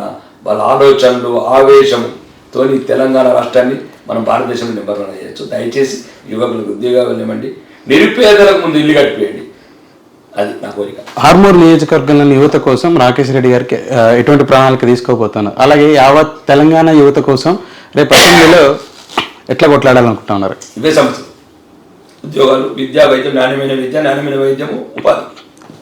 అంటే ఇవే. ఫస్ట్ విద్య, పేదవాడికి ఉన్నది ఒకే ఒక ఆస్తి విద్య, అది క్వాలిటీ ఆఫ్ ఎడ్యుకేషను. హాస్టల్స్ దుస్థితులు కావచ్చు, హాస్టల్ ఇంప్రూవ్మెంట్ చేయడము. రెండోది వైద్యము. ఏం కావాల్సిందేనండి, విద్యా, వైద్యం. ఇది మంచిగా క్వాలిటీ ఆఫ్ ఎడ్యుకేషన్ మళ్ళీ హెల్త్ ఇస్తే తన తలరాత తన రాసుకుంటాడు పేదవాడు. ఉపాధి అంటే రకరకాల విధానాలు ఉంటాయి, దాన్ని బట్టి ఉపాధి క్రియేట్ చేయొచ్చు. కానీ వీళ్ళు ఏం చెప్తున్నారు, కుటుంబాలకే క్రియేట్ చేసుకుంటున్నారు ఉపాధి. నేను అంటున్నాను, తెలంగాణ నిరుద్యోగ యువకులకు ఉపాధి చూపించమంటున్నాను. ఈ రాజకీయ నాయకులు ప్రతి ఒక్కరు వాళ్ళ కుటుంబానికి చూపించుకుంటున్నారు ఉపాధులను. క్వాలిటీ ఎడ్యుకేషన్ అని చెప్పేసి అంటా ఉన్నారు. ప్రభుత్వ బళ్ళు ఏ విధంగా ఉన్నాయని చెప్పడానికి ఉదాహరణగా మీరే వెళ్ళి ఆర్మూరు పట్టణంలో కూడా చూసారు. మరి ఎలా సాధ్యపడుతుంది అని చెప్పేసి భావిస్తూ ఉన్నారు. ఆర్మూరు నియోజకవర్గంలో ప్రజలు ప్రభుత్వ బళ్ళకు, ప్రభుత్వ కాలేజీలకి పంపించే పరిస్థితులు ఉన్నాయి. అట్లా యావత్ తెలంగాణ అంతా కూడా లేవు కదా. ఇప్పుడు నేను 4 స్కూళ్ళు చేస్తున్నాను చూడండి. ఇంకో 1 మంత్ తర్వాత అంతా రివ్యూ వెళ్తున్నాను. ఇప్పుడు ఏదైతే అన్నానో ఆ స్కూల్ ఇప్పుడు వెళ్ళి చూడండి. ఇంకో 15 రోజుల తర్వాత హైదరాబాద్లో ఉన్న జూబ్లీస్ పబ్లిక్ స్కూల్ కన్నా బాగుంటుంది. రాకేష్ రెడ్డి కొడుకు చదువుకుంటున్న స్కూల్ కన్నా బాగుంటుంది. కాకపోతే టీవీలలో కూడా పెడుతున్నారు, సగంగా పెడుతున్నారు. మొత్తమైన చూడండి, పిక్చర్ బాహుబలి పార్ట్ 2 కంప్లీట్గా చూడండి. అక్కడ కావచ్చు, వైకుంఠధామాలు కావచ్చు, స్టేడియం కావచ్చు, రీసెంట్ ఒక 500 మంది అమ్మాయిల నుండి 10 రోజుల నుంచి స్నానం చేయలే సమస్యలు కావచ్చు, ఇవన్నీ పరిష్కరిస్తాం. కాబట్టి ఒక 1 మంత్ తర్వాత కొన్ని మోడల్స్ చూపిస్తాం. అభివృద్ధి చేయాలనుకుంటే వెరీ ఈజీ. ప్రచారానికి ఒక 10 స్కూళ్ళనో, లేకపోతే 10 వైకుంఠ ధామాలనో, లేకపోతే ఇంకొక 10 పనులనైనా, లేకపోతే ఆర్మూర్ నియోజకవర్గంలో ప్రతి గ్రామంలో ఉన్నటువంటి ప్రభుత్వ బడిని, లేకపోతే ఆర్మూర్ నియోజకవర్గంలో ప్రతి ప్రభుత్వ వైద్యశాలని, సామాన్య ప్రజలకు ఉపయోగపడేటువంటి ప్రభుత్వానికి సంబంధించిన ప్రతి ఆస్తిని మెరుగుపరిచే విధంగా ఏమైనా ఉందా? 174 స్కూళ్ళు ఆర్మూర్ నియోజకవర్గంలో, 174 స్కూళ్ళు సేమ్ రాకేష్ రెడ్డి పిల్లలు చదివిన స్కూల్ అని వేస్తాం. గవర్నమెంట్ నిధులతో పాటు ప్రైవేట్, నా ఫ్రెండ్స్ నిధులు, నా సొంత నిధులు, కొన్ని ఎన్ఆర్ఐస్ నిధులు, కానీ నా దగ్గర ఉంది టాలెంట్, నాకు పరిచయాన్ని ప్రపంచవ్యాప్తంగా చేస్తాను. ఆల్రెడీ మొన్ననే చెప్పాను హెల్త్ మినిస్టర్ గారికి, అన్న ఆర్మర్ హాస్పిటల్ ఆ సిద్దిపేటతో వేసుకున్నాను, సిద్దిపేటలో మా డబ్బులన్నీ కొండపోయి మాకు దయచేసి కొద్దిగా ఇన్స్ట్రుమెంట్స్ కానీ స్టాఫ్ కానీ ఇస్తా అని చెప్పాడు. అపోలో హాస్పిటల్ లాగా చేస్తాను, నేను కూడా ఇప్పటి నుంచి నా ఫ్యామిలీ ఫస్ట్ అదే హాస్పిటల్ పోదాం అని చెప్పాను. చెప్పాను కావాలంటే దామోదరం రాజనరసింహ గారిని అడిగాడు. సో రేపు ఏదైనా జబ్బు పడితే ప్రభుత్వ ఆసుపత్రికి రాకేష్ రెడ్డి మాటలే కాదు పక్కగా. ఇప్పుడు ముందు కారు కొనాలా, కార్లో పెట్రోల్ పోయాలా, దాన్ని హాస్పిటల్ ఇంప్రూవ్మెంట్ అవుతుంది. మిషన్ లేదు, నేనేం చేయాలి? రేపు ఒకవేళ మీరు 100% నేను డిమాండ్ నోటీస్ కొన్ని లెటర్ కూడా ఇచ్చాను దామోదర్ రాజనరసింహ గారికి. ఎందుకంటే కానీ చెప్పాను కూడా, అన్న అది మీరు నిర్ణయాన్ని మంచి స్టాఫ్ చేస్తే హాస్పిటల్ పర్సనల్ కేర్ తీసుకుంటాను, నేను ముందు నా ఫ్యామిలీ వెళ్ళాలనుకుంటాం హాస్పిటల్లో. అంటే మాకు రోగాలు రావద్దని దేవుడి దేవాలు అనిపించే కానీ ప్రజలు నమ్మకం కాదు. డబ్బు ఉన్నోడేమో అపోలో హాస్పిటల్ పోతున్నాడు, డబ్బు లేడు, అప్పో సంబంధించి మనం వాళ్ళు కూడా ప్రైవేట్ హాస్పిటల్ అంటున్నాడు. కాబట్టి ఆ రకంగా చేస్తాను. స్కూల్లో అయితే మొదలైనవి, స్టేడియం మొదలైంది, 2 స్టేడియాలు, వైకుంఠధామం మొదలైనవి. ఈ కంటిన్యూ 5 సంవత్సరాల వరకు నిరంతర ప్రక్రియ. ఒకవేళ చేయలేకపోతే రాజకీయాలకు వెళ్ళిపోతాం. 156 స్కూళ్ళని కూడా నేను అభివృద్ధి పరుస్తాను. 100%. మేము ఎప్పుడు వచ్చి చూడొచ్చు అంటారు? ఇప్పుడు ఒక రోజు 6 నెలల సంవత్సరం 2 సంవత్సరాల తర్వాత ఒక బడ్జెట్ తీసుకుంటాం. ఏప్రిల్ 1 వచ్చిన కొంత డబ్బులు తీసుకుంటాం. ఇప్పుడు 4 స్కూళ్ళని తీసుకుంటాం. ఒక్క రోజు ఏం కాదండి. 10 ఏళ్ళనే గోకనోడు 5 సంవత్సరాల సమయం కావాలా మీకు? 5 సంవత్సరాలు maximum time, it will take time. కానీ ఎక్కడో ఒక చోట రిజల్ట్ చూపిస్తాం. ఇల్లు కానీ హాస్పిటల్స్ కానీ అది నిజాయితీ చేస్తాం. ఏదో ప్రచారం కోసమో లేకపోతే టీవీ ఛానల్ గురించి కాదు. ఏ టీవీ ఛానల్ చూడడం కూడా ఓట్లేస్తారు. మీరు ఖాళీగా ఎంత కొత్త చూస్తారు. ఇప్పుడు నాకు 72,000 మంది ఓట్లు వేశారు. అందులో 62,000 మంది ఏ యూట్యూబ్లు చూడరు. ఏదో పాప మా ఊళ్ళో బిల్లు చేసుకొని పొలాలు కోసుకొని చిన్న జీవితాలు అలా నన్ను కూడా చూడలే. నేను పోయిన 3 నెలలు నాకు సీట్ ఇచ్చింది అక్టోబర్ 22 నాడు సీట్ ఇచ్చారు. కంటిన్యూ నాకు 50 రోజులు పాపం ఇప్పటికి కూడా చేతులకి దండం పెట్టాలి. వాళ్ళకు 62,000 మంది ముఖం కూడా చూడలే. ఏదైనా చూస్తే అది పోస్టర్లు బిస్టర్లు బ్యానర్లు చూసినచ్చు తప్ప 10,000 మంది నన్ను చూసినారు. వచ్చిన 3 నెలలనే గెలుపు తీసుకోగలిగినారు. అక్కడ 5 ఏళ్ళు అదే బీజేపీ నుంచి కష్టపడిన వినయ్ రెడ్డి కానీ ఇంకొకరికి కానీ టికెట్ ఎట్లా తెచ్చుకోగలిగారు, వచ్చిన వెంటనే ఎలా గెలవగలిగారు అని చెప్పేసి చాలా మందికి ఒక ప్రశ్న. ఇప్పుడు రాజకీయాలు కులబలమా ధనబలమా లేకపోతే మతం బలమా? మతం ఏముంటుంది? మతం బలం అంటే అన్ని చోట్ల గెలవాలి కదా. మతం బలం అంటే అన్ని చోట్ల గెలవాలి అది కాదండి. ఫస్ట్ మ్యాచ్ లైఫ్ కూడా ఎట్టుండాలంటే ప్రజలను మనం నమ్మేటట్టు ప్రవర్తించాలి, వాళ్ళకి విశ్వాసం కల్పించాలి. 3 నెలలు ఎలా సాధ్యపడింది అది రాకేష్ రెడ్డికి? ఇప్పుడు ఒకడు వచ్చి 10 ఏళ్ళ నుంచి ప్రాక్టీస్ చేస్తూ ఉంటాడు అన్న. ఇట్లా పొద్దుగాల వచ్చి బ్యాటింగ్ చేస్తాడు, బౌలింగ్ చేస్తాడు, 6 కొట్టేది లేదు, వికెట్ ఇచ్చేది లేదు. నాకు మ్యాచ్లో నాకు సీట్ అదేమంటారు స్థానం వస్తుంది అంటారు. విరాట్ కోహ్లీ వస్తాడు, టక్ కొడతాడు, వెళ్ళిపోతాడు, కెప్టెన్ అవుతాడు, వికెట్ కీపర్ అవుతాడు, అయిపోతాడు. ఎవడన్నా సరే అది రాకేష్ రెడ్డి కావచ్చు, నరసింహ కావచ్చు, ఇంకెవరైనా నరసింహ సామి కావచ్చు, ఎప్పుడు వచ్చినా మనది కాదు. దిగిందా లేదా? దిగిన తర్వాత ఆ ప్రజల రుణం ఎట్లా తీసుకుంటాం, దిగిన తర్వాత మర్చిపోతారు.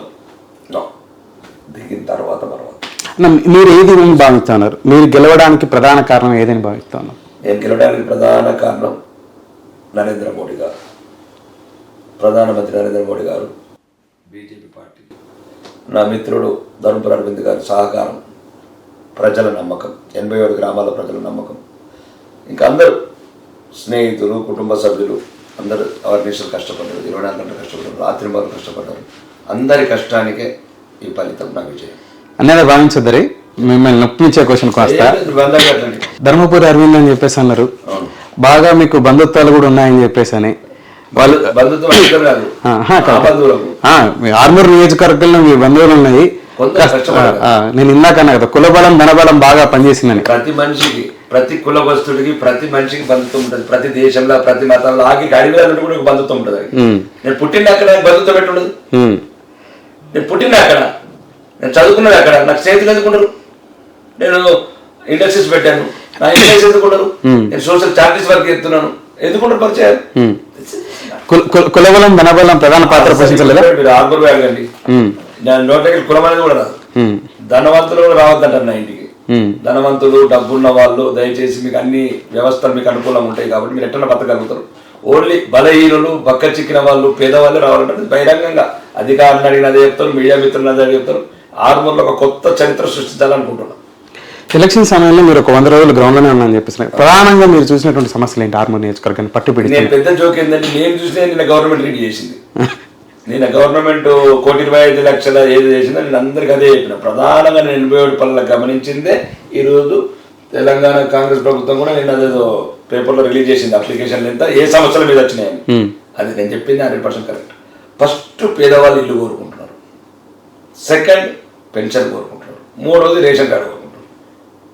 ఈ 3 చేస్తే చాలు. తర్వాత దాన్ని చూద్దాం, మౌలిక వసతులు, సిమెంట్ రోడ్లు, ట్విన్ టవర్స్ మిగతా చేయొచ్చు. ముందు ఉండటానికి గూడు, తినడానికి తిండి. ఈ 3 ఆర్మూర్ నియోజకవర్గంలోని ప్రతి అంటే అవసరమైనటువంటి వ్యక్తి పేదవాడికి అందిస్తారా? నేను 100% కవిత ఇల్లు కట్టుకున్న పైసలు బీజేపీ కార్యకర్తలండి. కవిత ఇల్లు కట్టుకున్న 400 కోట్లు ఇవ్వాలంటే మొత్తం అయిపోతుంది, ఇళ్ళ పని అయిపోతుంది.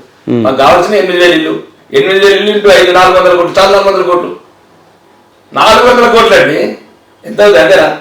బీజేపీ కార్యకర్తలకు మాత్రమే కాకోకుండా irrespective of parties, Congress BRS వాళ్ళకు కూడా ఇది పక్షాలిటీ ఏం లెక్కోకుండా చేస్తారా? డైరెక్ట్గా చెప్తున్నాను. నా మొత్తం నేను గెలిచిన రోజే చెప్పాను. మాటలు ఎక్కకుండా చేతుల్లో కూడా ఇప్పుడు నేను అనేది వస్తా గ్రౌండ్ కి వస్తా, తప్పనిసరిగా వస్తా. మీరు కాదు, అమెరికాలో వస్తున్నారు.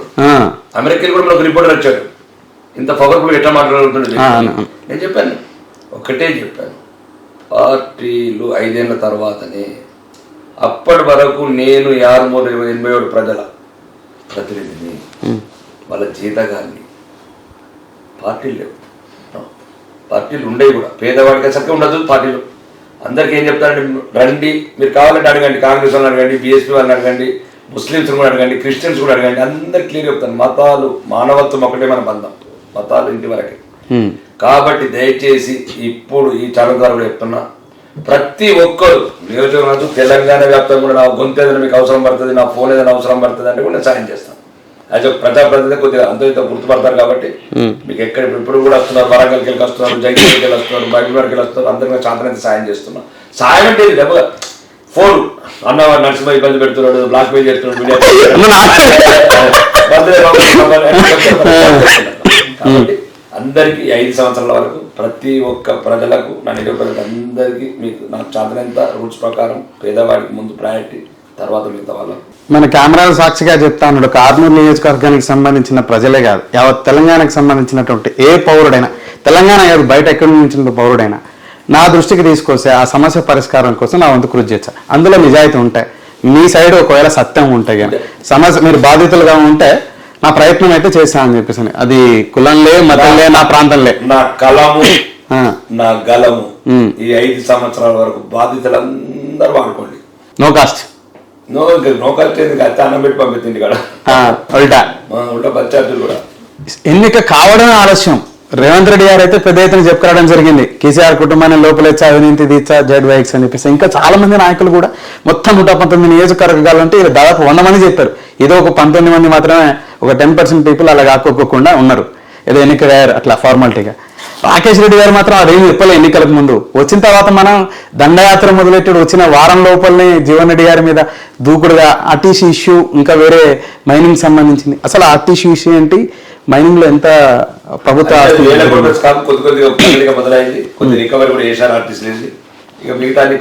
కొంచెం వివరంగా చెప్పాలి, ఆర్టీసీ ఇష్యూ ఏంటి, ఆ క్వైరీస్ ఏంటన్న. ఇప్పుడు ఆర్టీసీ లీజ్ తీసుకున్నాడు మాజీ శాసనసభ్యుడు, ఇంతవరకు రూపాయి కట్టలేదు. స్టేట్ ఫైనాన్స్ కార్పొరేషన్ నుంచి 40 కోట్ల అప్పు తీసుకుంటే ఇంతవరకు రూపాయి కట్టలేదు. పవర్ బిల్లు 5 ఏళ్ళ నుంచి వాడుకుంటుంటే ఇంతవరకు కట్టలేదు. ప్రాపర్టీ ట్యాక్స్ కట్టలేదు. కానీ నెలకు ₹1 కోటి రెంట్ తీసుకుంటున్నాడు కేఎఫ్సీ వాళ్ళ దగ్గర, రిలయన్స్ వాళ్ళ దగ్గర. ఆ ₹1 తీసుకుని పేద ప్రజలు హింసిస్తున్నాడు, డబ్బులతో మర్డర్లు చేస్తున్నాడు, ఇవన్నీ చేస్తున్నాడు, అరాచకాలు చేస్తున్నాడు.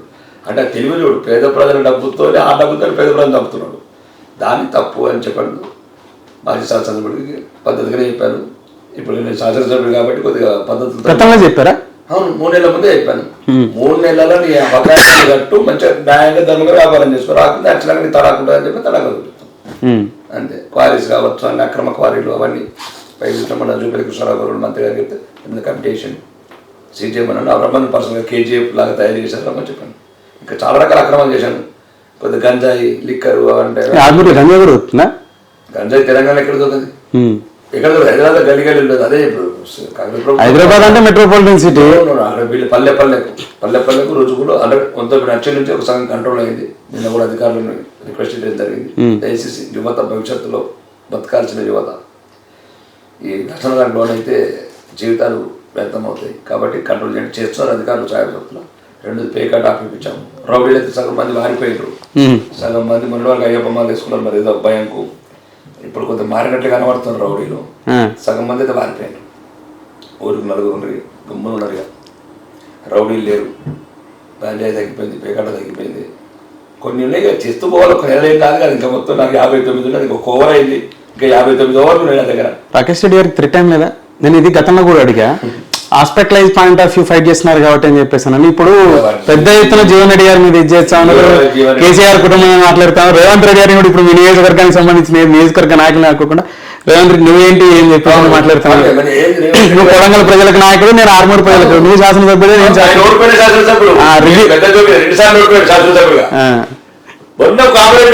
మీరు ఒకసారి పోటీ చేశారు, తను 4 సార్లు పోటీ చేశారు. మీరు 4 సార్లు పోటీ చేసిన తర్వాత మీరు ఎన్నిసార్లు అని చెప్పేసి దట్స్ డిఫరెంట్. భవిష్యత్తు ఈ రోజు వరకు జరిగింది ఏంటనేది ఇంపార్టెంట్. ఈ రోజు వరకు జరిగింది చెప్తున్నాడు. మీరు ఎప్పటికైనా గతంలో బదిలేయాలి, వర్తమానమే ఈ రోజు జరిగింది. భవిష్యత్తుల గురించి అంటే రకరకాల కాదు రాకేష్ రెడ్డి గారు, నేను నువ్వు సమానమే అని చెప్పేసి అని ముఖ్యమంత్రి శాసనసభ్యులు అడుగున్నారు. ముఖ్యమంత్రి లాగా ప్రవర్తించమంటున్నాను. ముఖ్యమంత్రి అంటే రాజ్యాంగం మీద ప్రమాణం చేసినప్పుడు రాగదేశాలకు అతీతంగా, కులమతాలకు అతీతంగా, ప్రాంతాలకు అతీతంగా నేను అందరి సమానంగా చూస్తాను ప్రమాణం చేసిండు. ఒకటి, మీరు ఎట్లా గెలిచిన, నేను ఎట్లా గెలిచిన, ఎట్లా ఓడిపోయిన ఈ అభ్యర్థులు ఎట్లా గవర్నమెంట్ కార్యక్రమాలు పాల్గొంటారు, ఎట్లా పాల్గొంటారు ముఖ్యమంత్రి గారు? మరి ఓడిపోయినోడే రివ్యూ ఎత్తున్నారు. నీ దగ్గరికి ఎందుకు కావాలి? మిమ్మల్ని అడుగుతున్నాను. మేము ఓడిపోయిన ముఖ్యమంత్రి జరిగిపోతాం. నువ్వు నేర్పింది కదా విద్య, నువ్వే అంటున్నావు కదా శాసనసభ్యుల్ని గౌరవించద్దని. ఎప్పుడైతే గమనించండి ముఖ్యమంత్రి గారు, ఎవడి ఆత్మ అభిమానాన్ని దెబ్బతీస్తావు, ఎవడి ఆత్మగౌరవాన్ని దెబ్బతీస్తావు, నీ ఆత్మగౌరవం దెబ్బతీస్తావు. ఇది రాసిపెట్టు. ఎప్పుడైతే మా ఆత్మగౌరవాన్ని దెబ్బతీస్తావు, నీ అక్కడ ఓడిపోయిన అభ్యర్థి కూడా చెప్పాను, పాతోడికి ఒక లెక్క నీకొక లెక్క చెప్తారా అని చెప్పాను. నేను ప్రజలతో ఎన్నుకోవాలి. ఒకవేళ మీ కాంగ్రెస్ ఓడిపోయిన అభ్యర్థిని వాళ్ళకి చెప్పండి, ప్రజా సమస్యల మీద కలిసి రమ్మనండి, ప్రజల గురించి పోరాడదాం. ఎక్కడైతే నిరుపేద ఇల్లు కావచ్చు, పెన్షన్స్ కావచ్చు, రేషన్ కావచ్చు, ఇంకేదైనా ఎటువంటి మరుగుదలు కావచ్చు, అతను రమ్మని అతని అఖిలపక్షం వేస్తాను. అందరం కలిసి రాష్ట్రంలో పరిచయాలు ఈ కొడంగల్ కేటాయించకపోతాం. కొడంగల్తో సమానంగా నిధులు రావాల్సిందే, లేకపోతే రాష్ట్రపతి దగ్గర కూడా వెళ్తాను. ఇది నా రాష్ట్రం, నా ఆర్మూరు, నా ప్రజలు. నీకెట్లా ఎంత నిధులు ఉన్నదో దయచేసి ఇప్పుడు ఈ మీడియా ఛానల్ ద్వారా చెప్తున్నా. మీరు కొడంగల్కి ఎన్ని డబ్బులు ఉండబోతే ₹1 తక్కువ ఇచ్చిన ఒప్పుకున్నారు.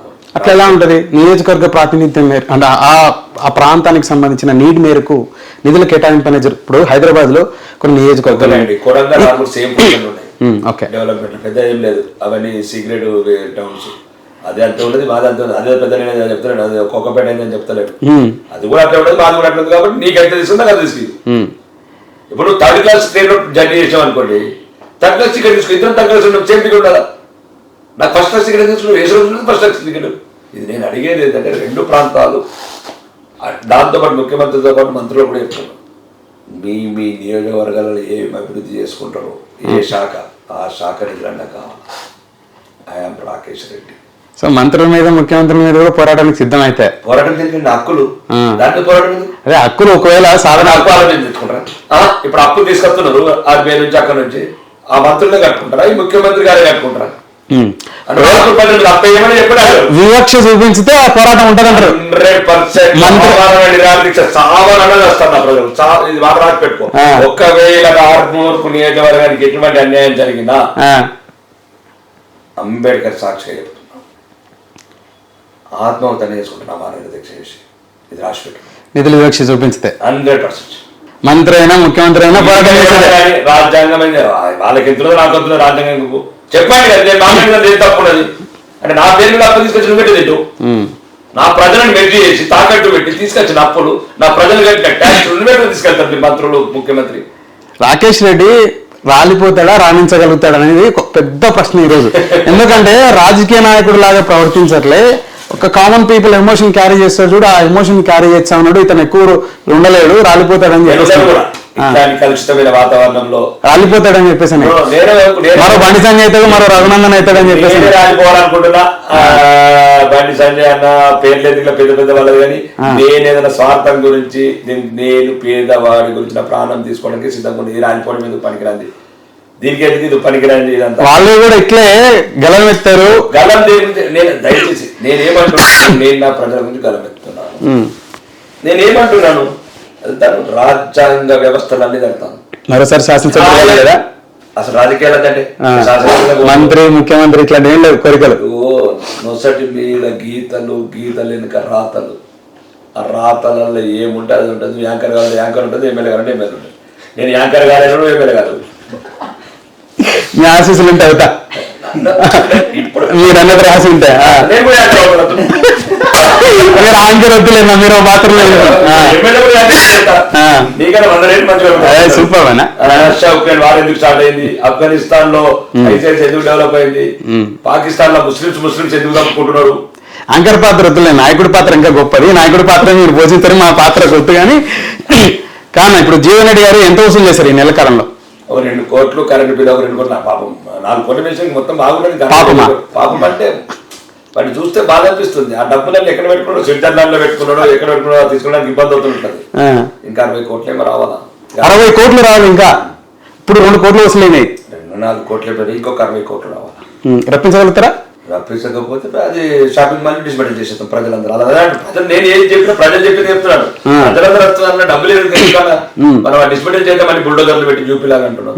ఒకవేళ డబ్బులు కట్టకపోతే యూపీలాగా బుల్డోజర్ తీసుకొస్తాం, చట్టపరంగా చర్య తీసుకుని డిస్మెంటల్ చేస్తాం షాపింగ్ మాల్. ఇక్కడ పార్టీ ప్రభుత్వం వేరే సహకారం చట్టం అంటే అదే చట్టం ఉన్నవాడి చుట్టమైంది కాబట్టి ఈ చట్టం సహకరిస్తుందంటారా మరి మీ పోరాటానికి? భారత రాజ్యాంగం నమ్మాలి. భారత రాజ్యాంగం నమ్మకపోతే భారతదేశంలో ఉండకూడదు. భారత రాజ్యాంగం అంటే నువ్వు భారతదేశంలో ఉండాలి, దానికి పోరాడాలి. పేదవాడి హక్కుల గురించి, బలహీనుల బాధల గురించి పోరాడే రాజకీయ నాయకుడు దృష్టిలో. మీరు ఇప్పుడు ఆర్మూరు పట్టణం మొత్తం కూడా గెలిచిన తర్వాత కూడా ప్రజలను ఎక్కువ ఉంటా ఉన్నారు, సిటీలో ఎక్కువకుండా. ఇప్పుడు కొన్ని సమస్యలు ఈ 2 కోట్లతో కానీ ఇంకా స్కూల్ కానీ సంథింగ్ చేశారు. రేపు యువత పాయింట్ ఆఫ్ వ్యూ ఇండస్ట్రీస్ కార్యాచరణ ఎంతలోపు ఉండొచ్చు అంటారు? తీసుకెళ్తున్నాం, ఒక ప్రైవేట్ ప్రణాళికలు చూస్తున్నాం, కొన్ని ఇప్పుడు విదేశాలకు కూడా పంపిస్తున్నాం, ప్లాన్ చేస్తున్నాం. విదేశాలకు ఇజ్రాయెల్ కావచ్చు, జర్మనీ కావచ్చు, జపాన్ కావచ్చు ప్లానింగ్ చేస్తున్నాం. ఇప్పుడు ఈ రీసెంట్ రేపు కూడా ఒక షో పెట్టాము జాబ్ మీద, ఇజ్రాయెల్ కూడా 1000 మంది. ఏదో ఒక రకంగా నా ప్రాంతానికి, నా తెలుగుని, నా ధైర్యాన్ని దారిపోస్తాం. దైవం అయితే ఎట్లున్నదో తెలియదు, ధైర్యం అయితే నా దగ్గర ఉన్నది, నా తెలుగు ఇక్కడ ఉన్నది. కాబట్టి తెలివి ధైర్యం ఈ 2 కలిపి నా యువతకు, నా ప్రాంతానికి ఉపయోగపడేటైతే ఈ రోజు వరకు ఎట్లయితే నా వ్యక్తిగతంగా నా కుటుంబానికి ఉపయోగపడ్డాను, అది నా ప్రాంతానికి అంతే మనం నా తెలివి, నా ధైర్యం. మీరు అన్నట్టు మీ దగ్గర తెలివి ధైర్యం, ప్రపంచ దేశాలను డబ్బు ప్రపంచ దేశాలను చూసినటువంటి ఇది ఉంది, పరిచయాలు ఉన్నాయి. పార్టీ జాతీయ పార్టీ అలాగే ఇక్కడ ఒక 8 స్థానాలలో గెలవడం, 8 శాసనసభ్యులు ఎన్నిక కాబట్టడం, ఓట్ షేర్ కూడా గతంతో పోల్చుకుంటే మెరుగ్గా తీసుకోవడం జరిగింది. బీజేపీ పార్టీకి సంబంధించిన వ్యక్తులకు నేను సోషల్ మీడియా వేదిక చూసాను, రాకేష్ రెడ్డిని శాసనపక్ష నేతగా చేస్తే బెటర్ ఉంటుందని చెప్పేసి. మరి మీకు అవకాశాలు ఉన్నాయా, మీకు ఇంట్రెస్ట్ ఉందా? ఎందుకంటే మీరు అన్నారు బాధితుడు తెలంగాణ ప్రాంతంలోని ఏ పౌరుడైనా సరే, లేక బయట నుంచి అయినా నన్ను అప్రోచ్ అవుతే నేను గలం ఎత్తాను. అసెంబ్లీ సాక్షిగా ఇంకా శాసనపక్ష నేతగా ఉండి పార్టీకి సంబంధించి వాయిస్ వినిపిస్తే మీకు ఇంట్రెస్ట్ ఉందా? నాకు ఒకటి ఇంట్రెస్ట్, నేను శ్వాస ఉన్నంత వరకు భారతీయ జనతా పార్టీలో ఉంటాను. ఇట్లా చాలా మంది చెప్తారు కానీ దాటి వెళ్ళిపోయారు. రికార్డింగ్ చేసుకోమని మొన్న దేంట్లో ఆర్టీవీలో, అంటే చాలా మంది రాకేష్ రెడ్డి కొందరే కుడతారు, కొందరే చేస్తారు. మళ్ళీ అట్లా పెట్టే నేను తాప కదా గబ్బు అవమానపరుస్తాడు. మనకు జరిగిన అవమానాలు జరిగినచ్చు, అవమానం జరిగితే పార్టీ తప్పేం లేదు ప్రజలు. కానీ అవమానం జరిగిన రాజకీయాలకి భవిష్యత్తులో రాకేష్ రెడ్డి గారు కూడా జరిగింది పార్టీలో పోను. మళ్ళీ అదే చెప్తున్నాను, నాకు అవమానం జరిగినా సరే వేరే పార్టీలో పోను. నేను మన అన్సెన్సరీ ఉంది కదండి ఆర్టీవీలో, దాంట్లో కూడా చెప్పాను కదా, శ్వాస ఉన్నంత బీజేపీలో ఉంటాడు. ఆయన అడిగా నీకు వచ్చాను, నీకు అవమానం జరిగితే ఎట్లా 2 చేస్తే అవమానం జరిగితే రాజకీయాలకి నిష్క్రమిస్తారు అన్నాడు. వేరే పార్టీ పదం వేరే పార్టీ ఎన్నో అవకాశాలు ఉంటాయి. వేరే పార్టీ పడియచ్చు, నేను పార్టీ పెట్టుకోవద్దా, పెట్టుకోవద్దా? నాకు రాజ్యాంగం హక్కు లేదా? లేదా హక్కు లేదా? హక్కు లేదంటే మరి వెళ్ళిపోతుంది దేశం చెప్పు.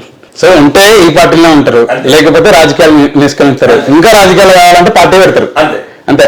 ఇంకో పార్టీకి అయితే పోరు అవినీతి చేయండి చచ్చే వరకు. మన దగ్గర చచ్చిపోతుంది ఒక అవినీతి అయితే. రాకేష్ రెడ్డి గారు మీరు ఇందాక అన్నారు విద్య వైద్యం అని చెప్పేసి. విద్య ప్రతి పౌరుడి యొక్క ప్రాథమిక హక్కు, కానీ ఏ విధంగా పరిస్థితులు అని చెప్పేసి మీరు చెల్లించి మాట్లాడడం జరిగింది ఒక 4-5 ఛానల్ టచ్. విద్యను కాసేపు పక్కన పెడతాం, దాని మీద మీరు గట్టిగా గలం ఇచ్చారు. వైద్యాన్ని తీసుకుంటే గాంధీ హాస్పిటల్ తీసుకున్నా, నిమ్స్ తీసుకున్నా, వరంగల్ ఎంజిఎం తీసుకున్నా, ఎలుకల గోరికి లేకపోతే పవర్ సప్లై లేక కూడా చనిపోయిన ఇన్సిడెంట్లు మనం చూసాం. Till date. అవును. ఇప్పుడు గవర్నమెంట్ చేంజ్ అయిన తర్వాత కూడా హాస్పిటల్ కూడా ఇక్కడ కొడుతున్నాయండి. హాస్పిటల్ అంటున్నారు, హ్యాపెన్ లైక్ ఇన్సిడెంట్స్ కంటిన్యూస్ గా జరుగుతాయి. హాస్పిటల్ అంటున్నారు, హాస్టల్లో కూడా చంటి పిల్లల కాలు కొడుతున్నారు. హాస్టల్లో ఉండే పిల్లలు, పేద పిల్లల కాలు కొడుతున్నాయి. భీమలో జరిగిన సంఘటన. కాబట్టి ఎవరి స్థాయిలో వారు పోరాడాలి. మీడియా కావచ్చు, జ్యుడిషియల్ సిస్టమ్ కావచ్చు, పోలీస్ అధికారులు కావచ్చు, లేకపోతే కలెక్టర్లు కావచ్చు, ఎవరైతే సమాజంలో సంఘంలో ఈ వ్యవస్థ ద్వారా అన్ని తినుకుంటున్నారో, ఏసీ బంగ్లాలలో ఉంటున్నారో, ఏసీ కార్లలో తిరుగుతున్నారో, ఐఏఎస్లు, ఐపీఎస్లు, మంత్రులము, ఎమ్మెల్యేలము, డాక్టర్లము, యాక్టర్లము, ఎవరైతే సమాజం ద్వారా బెనిఫిట్ పొంది సమాజంకు ఇట్లాంటి పట్టించుకోవాలి. ఎవరి స్థాయిలో వారు పట్టించుకోవాలి. ఒక్కరు కూడా చేయలేని పనులు ఇవన్నీ. అన్ని వ్యవస్థలు ఒకటై పేదవాడిని బతికించగలగాలి. ఇటీవల నేను ఎక్స్పీరియన్స్ చేశా. నా సొంత అమ్మ అన్న, నేను హాస్పిటల్ కూడా చెప్తా ఉన్నా, ఎందుకంటే క్లియర్గా వెళ్ళనియండి. కొండాపూర్ ఇది గచ్చిపల్లి కిమ్స్ హాస్పిటల్ ఏదైతే ఉందో, నెల రోజులలో 23 లక్షల bill, more than 30 days only. తను చనిపోయాడు. అతనికి అంటే తర్వాత తెలుసుకున్నది ఏంటంటే ఆ ట్రీట్మెంట్ కూడా చేయకూడని ట్రీట్మెంట్ చేయడం జరిగింది. కార్పొరేట్ హాస్పిటల్కి వెళ్తే వెళ్ళిన ఏదైతే జబ్బు ఉందో ఆ జబ్బు కాకుండా వేరే వేరే ట్రీట్మెంట్లు చేసి బీభత్సంగా పెంచడం జరుగుతూ ఉంది. దీన్ని నియంత్రించడానికి ఏమైనా బీజేపీ కార్యాచరణ తీసుకుంటారా? వ్యవస్థ లోపల లోపాలు ఉంటాయండి.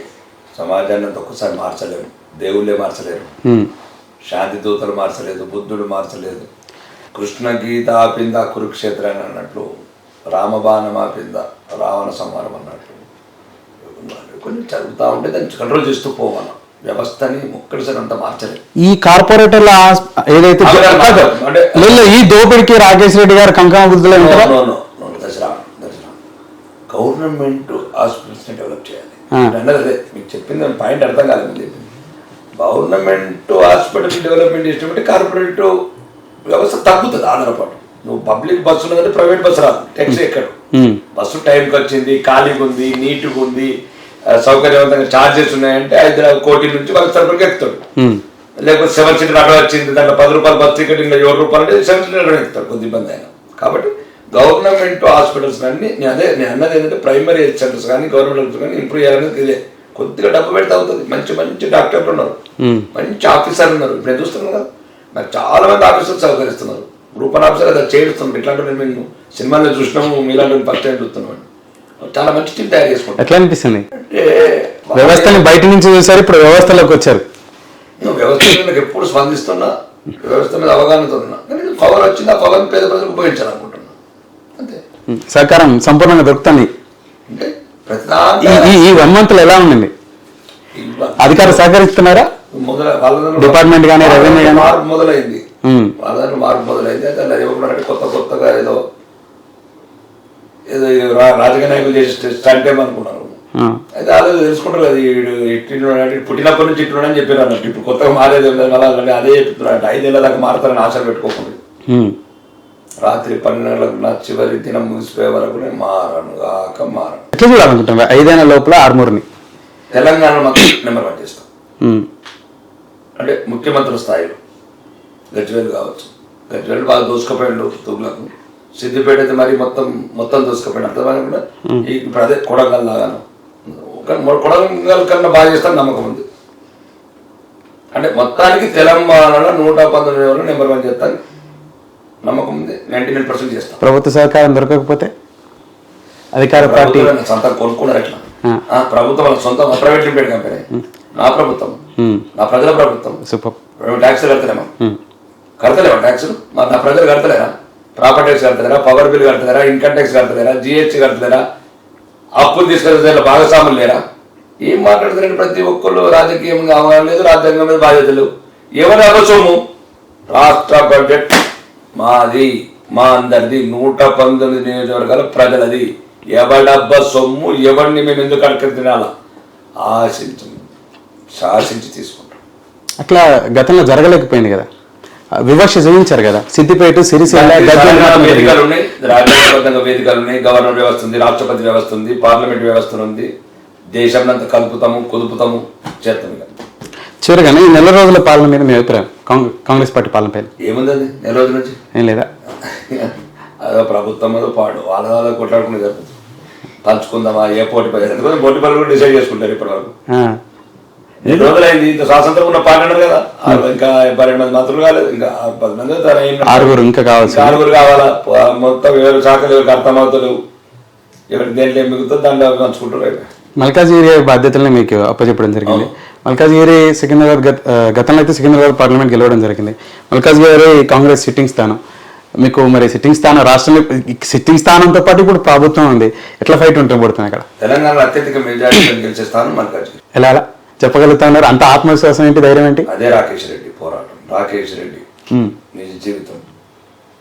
నా కష్టాన్ని నేను నమ్ముతాను, నా ప్రజల్ని మేల్కొల్పుతాను, నా ప్రజల్ని చైతన్యపరుస్తాను. మల్కాజ్గిరి ఉండాలంటే తెలంగాణ ఉండాలి, తెలంగాణ ఉండాలంటే భారతదేశం ఉండాలి, భారతదేశం ఉండాలంటే భారతీయ జనతా పార్టీ ఉండాలి. అది చెప్తాను ప్రజలు. మినీ భారతదేశం అది. మళ్ళీ అదే చెప్తున్నాను, వాళ్ళని ఏ రకంగా నేను అన్ని కులాలు అన్ని మతాల వాళ్ళు ఉన్నారు, హిందువులు మాత్రమే కాదు ఎక్కువ అక్కడ. అందరూ బాగాలంటే మన హిందువులు క్రిస్టియన్స్ ముస్లిమ్స్ అందరూ సోదరులు, ఒకే రక్తం. కావాలంటే అమెరికా ఆక్స్ఫర్డ్ యూనివర్సిటీకో అందరు డిఎన్ఏ టెస్టులు చేసారు. ఇండియా అంతా ఒకటే, one nation one blood. So Malkajgiri BJP అంటారు. అత్యధిక మెజారిటీతో గెలిచే తెలంగాణలో మల్కాజ్గిరి. రాసి పెట్టుకోండి. నా శాయశక్తుల పోరాడతాం, నా శాయశక్తులను పొందుతాం.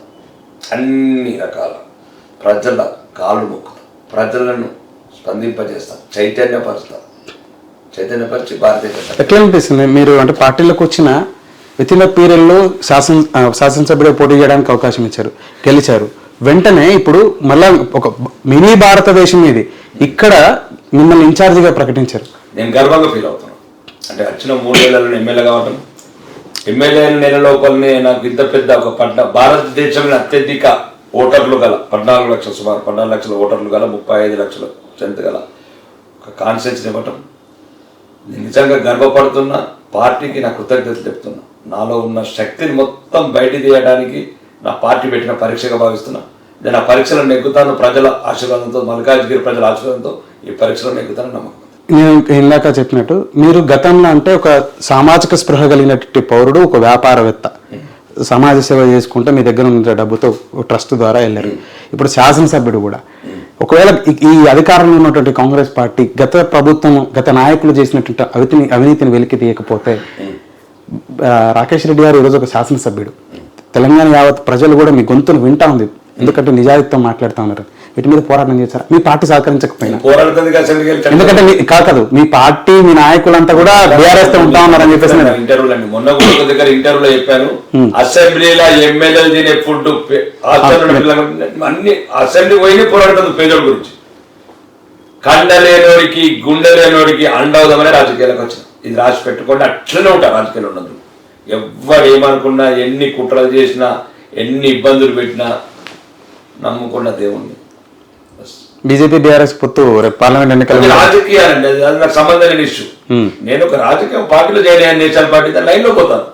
నాకు ఏం చేస్తాను, 30 రాష్ట్రాలు, దేశాలన్నీ కూడా కలిసిపోతున్నాయి. జర్మనీ, ఈస్ట్ జర్మనీ నుంచి ఒకటైన ప్రపంచంలో దేశాలు కలిసి పార్టీల గురించి మాట్లాడుతున్నాండి. వాళ్ళ వ్యవస్థ వాళ్ళు చూసుకుంటుంది. నేను ఎంతసేపు ఒకటి చెప్తానండి, మళ్ళీ మీకు అదే చెప్తాను. పేదోడు గురించి, లేని గురించి రాజకీయాలు వచ్చాను. పార్టీకి సంబంధం పోరాడుతున్న వాళ్ళ గురించి, పార్టీ పార్టీ వరకు పార్టీ తీసుకుంటారు. బీజేపీ అంటే దేశం ఉండాలి, భద్రత ఉండాలి, ధర్మం ఉండాలి. పాకిస్తాన్లో గుళ్ళని ఏమవుతుంది, ఉత్సవం గుళ్ళ మీద. నిన్నగాక మనం గుడి చూపించారు, చికెన్ సెంటర్ చేశారు, బాత్రూమ్ చూపించాలి వీడియోలు. అట్లా కావద్దు భారతదేశం అని చెప్తున్నా. మన మందిరాలు ఉండాలా, మన దేవుళ్ళు ఉండాలా, మన పద్ధతులు ఉండాలా, మన సాంప్రదాయాలు ఉండాలా, మన సంస్కృతి ఉండాలా. ఉండాలంటే ధర్మం ఉండాలా. ధర్మం ఉండాలంటే భారతీయ జనతా పార్టీ. మరి రాయసింగ్ అయిపోతున్నాడు రాకేష్ రెడ్డి అని చెప్పేసి అనేది నేను అంత పెద్దలతో పోల్చుకోలేదు, కానీ నేను ఎక్కడ పెద్ద చిన్న ఏం లేదు. వారు కూడా ఏ గలాయి మతస్థులను విమర్శించడం లేదు. నేను పాత బస్తీల శివలింగం మీద ఉత్సవం వీడియో చూపియాలా. నేను వాళ్ళ ఎవరి ప్రార్థన స్థలం అవమానపరుస్తున్నాను, మా ప్రార్థన స్థలం అవమానపరచడం ఒప్పుకునేది లేదు. మా హిందువులని అవమానపరచడం, అవహేళించడం ఒప్పుకునేది లేదు. మా జాతి కలిసి ఉందాం, కలిసి బతుకుదాం అంటుంటే మనం ఎంతసేపు మమ్మల్ని విడియెత్తలేదండి. 85% ఉన్న మెజారిటీ పీపుల్ మేము కలిసి ఉందాం అంటుంటే ఎవరు రెచ్చగొట్టే వాళ్ళు, జమాత్ ఇస్లాము, తబ్లీగ్ ఇలాంటి వాళ్ళ మాట పట్టుకుంటారు ఏంటండి. వాళ్ళు విడగొడదాం అంటున్నారు, మేము కలిసి ఉందాం అంటున్నాం. సరే, ఇకపోతే రాకేష్ రెడ్డి గారికి అత్యంత ఆప్తుడు, లేకపోతే వెన్నుదన్నుగా ధర్మపురి అరవింద్ ఉన్నాడా, బండి సంజయ్ ఉన్నాడా? నాకు ఫస్ట్ భారతీయ జనతా పార్టీ ఉందండి. వ్యక్తులు అందరు ఇష్టమే నాకు, నేను అందరికి ఇష్టమే. ఈ మధ్య ఎందుకు నా అదృష్టం అనుకుంటా, బీజేపీలో అందరూ ఇష్టపడుతున్నాను. ధర్మపురి అరవింద్ సింగిల్ క్వశ్చన్, మంచి స్నేహితుడు, ఎవరు స్నేహితుడు మంచి మిత్రుడు ధర్మపురి అరవింద్. సంజయ్ గారు తను కూడా మంచి మీకు వెన్నదనంగా నిలిచినటువంటి వ్యక్తి ఎవరు ముఖ్యంగా? అందరూ భారతీయ జనతా పార్టీ మొత్తం. వీరిద్దట్లు ఎవరు? అది ఆ రాజకీయాలు నేను చేయదలుచుకుని నాకు ఇద్దరు సమానం అంటాను, భారతీయ జనతా పార్టీ ముఖ్యం అంటాను. ఆ ప్రశ్నలన్నీ కొత్త పాత రాజకీయాలు కానీ నేను వచ్చింది నేను చెప్తున్నా కదా, నా సబ్జెక్టే వేరు. నేను సబ్జెక్ట్ అది చెప్తుకోవను ఎవరు అని కాదు. మిత్రుడు అంటాను, వాళ్ళ మిత్రులు. సంజయ్ గారు తెలియని వారం లేదైతే ఎవరితో లేదు, పార్టీలో ఎవరితో లేదు. నేను ఇప్పుడు కూడా చెప్పాను, ఇప్పుడు ఒక అభిప్రాయం అనేది చెప్పాను. నేను కార్యకర్త ఉన్నాడు నేను ఇప్పుడు హైకమాండ్ ఒక ఇష్యూ వచ్చింది ఢిల్లీకి వచ్చి అడిగారు. మరికొన్ని నెలలు స్టార్ట్ అవుతుంది, పెద్ద ఎత్తున ఊవెత్తున ఎగిసిపెడతా ఉన్నాడు పార్టీలో ముందే వర్గాలు ఉంటాయి. రాకేష్ రెడ్డి గారిని ఇట్లా ఏ పార్టీలు ఉన్నాయి, ఏ పార్టీలు ఉన్నాయి చెప్పు, ఒక పార్టీ చెప్పు కదా. ప్రపంచంలో ఏ పార్టీలో వర్గాలు ఉన్నాయి? కుటుంబంలో సహా నలుగురుండే కుటుంబంలో సహా ఉంటాయి. సర్దుకుపోవాలి, నెట్టుకు రావాలి. మనం అనుకున్న ఏదైతే పోరాటం చేస్తున్నామో, మన ఆశయం ఏందో దాంట్లో డైవర్ట్ గా మోదీ గారి గురించి ఒక మాటలు. మోడీ గారి గురించి ఒక మాటలు చెప్పాలంటే, ఈరోజు ప్రపంచంలో ఉన్న ఇండియన్స్ మరియు ముఖ్యంగా హిందువులు చేసుకున్న పూర్వజన్మ సుకృతం. ఆయన మనం ఉన్న తరంలో పుట్టడం, మన భారత ప్రధానమంత్రి కావడం. రేపు రామ మందిరం ఏదైతే ఉందో అయోధ్యలో నిర్మాణం జరిగింది 22, మీరు వెళ్తా ఉన్నారా? మీకు ఏమైనా బాధ్యత? కార్యక్రమాలు అప్పుడు చెప్పారు రాష్ట్రంలో రామభజన చేస్తుంది. అయోధ్య రామ మందిరం ఏదైతే రామయ్య తండ్రి పాట పాడుకుంటాం. మా రామయ్య తండ్రి రాముడు ప్రపంచానికి ఆదర్శము.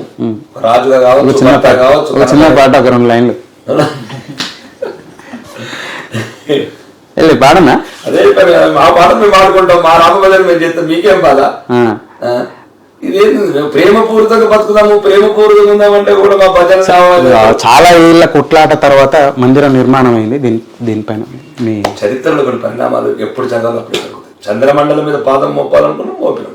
నరేంద్ర మోడీ గారి నాయకత్వం ఆదిత్య పంపాలనుకున్నాం, పంపుతాం. సూర్యగ్రహణం ఏది సాధించాలో సాధిస్తాం. ఇస్రో ఎట్లా వస్తుంది, రాకెట్ టక్క టక్క టక్క టక్క. చూసినావు వందే భారత్ రైలు? ఇప్పుడు చూసారా, మీ కళలో చూసారా? చూడండి, వందే భారత్ రైలు ఎక్కువ, కాంగ్రెస్ వాళ్ళు ఎక్కువ, మజ్లిస్ వాళ్ళు ఎక్కువ, ఇంకొకరు బీఆర్ఎస్ మునిగిపోయి ఆడు కూడా ఎక్కువరా. వందే భారత్ ట్రైన్లలో ఎక్కువ ఎట్టున్నాయి చూడండి. ప్రపంచ స్థాయి సౌకర్యాలు, 120% ఆక్యుపెన్సీ ప్రపంచంలో ఎక్కడ లేదు. అది నరేంద్ర మోడీ గారి భవిష్యత్తు తరాల గురించి ఆలోచించే విధానం. చూడండి, 127% ఆక్యుపెన్సీ, 100 సీట్లు ఉంటే 127 సీట్లు అమలుపోతుంది. అది నరేంద్ర మోడీ గారి నాయకత్వం. ఈరోజు దేశం అభివృద్ధి చెందుతున్న తీరు. చివరిగా తెలంగాణ యువతకి, నిరుద్యోగ యువతకి మీరు ఇచ్చే సందేశం? నిరుద్యోగ యువతకు ఒకటే చెప్పదలుచుకుంటున్నాను, దయచేసి నాకు మీ గుండెగా, మీ అండగా తెలంగాణ అసెంబ్లీ గొంతులు వినిపిస్తా, ప్రభుత్వాన్ని ప్రశ్నిస్తా. ఈ ఉద్యోగాల భర్తీ ఒకవైపు, మిగతా వైపు సెల్ఫ్ ఎంప్లాయ్మెంట్ కావాల్సిన ప్రపంచవ్యాప్తంగా 193 దేశాలు ఉన్నాయి. ప్రపంచం చాలా పెద్దది, ఎక్కడ వెళ్ళి బతకచ్చు, ఎటువంటి సౌకర్యాలు చేసుకోవచ్చు. ముందు నేర్చుకోవాలి, కష్టపడడం నేర్చుకోవాలి, ఆత్మవిశ్వాసంతో ఉండాలి, ఆత్మగౌరవంతో ఉండాలి. కాబట్టి మీరు ధైర్యంగా ఉండండి. రేపు వచ్చే రోజు మీదే, భవిష్యత్తు భారతదేశం మీదే. దయచేసి మీకు ఎప్పుడూ అండగా ఉంటాను. మీ రాకేష్ రెడ్డి. నాటి అధికార పార్టీ, నేటి ప్రతిపక్ష పార్టీ, నాటి ప్రతిపక్ష పార్టీ, నేటి అధికార పార్టీ మీడియా మీద చేసినటువంటి వ్యాఖ్యలు, ముఖ్యంగా ఇటీవల కేటీఆర్ గారు చేశారు. ఒక 30 యూట్యూబ్ ఛానల్ మా మీద పనిగట్టుకొని విష ప్రచారం చేశారు. అది మెయిన్ మాకు పెద్ద సమస్య. 30 మెడికల్ కాలేజీల బదులు 30 యూట్యూబ్ ఛానల్ ఓపెన్ చేసింటే అని చెప్పేసి, అంటే వాళ్ళ తప్పుల్ని ఎండగట్టేటువంటి కొందరు జర్నలిస్టులని ఈ విధంగా మాట్లాడు. అది కూడా ఒక మంత్రి స్థాయిలో గతంలో ఉంది. అది దొరల అహంకారం. మీ మీడియా వ్యవస్థ,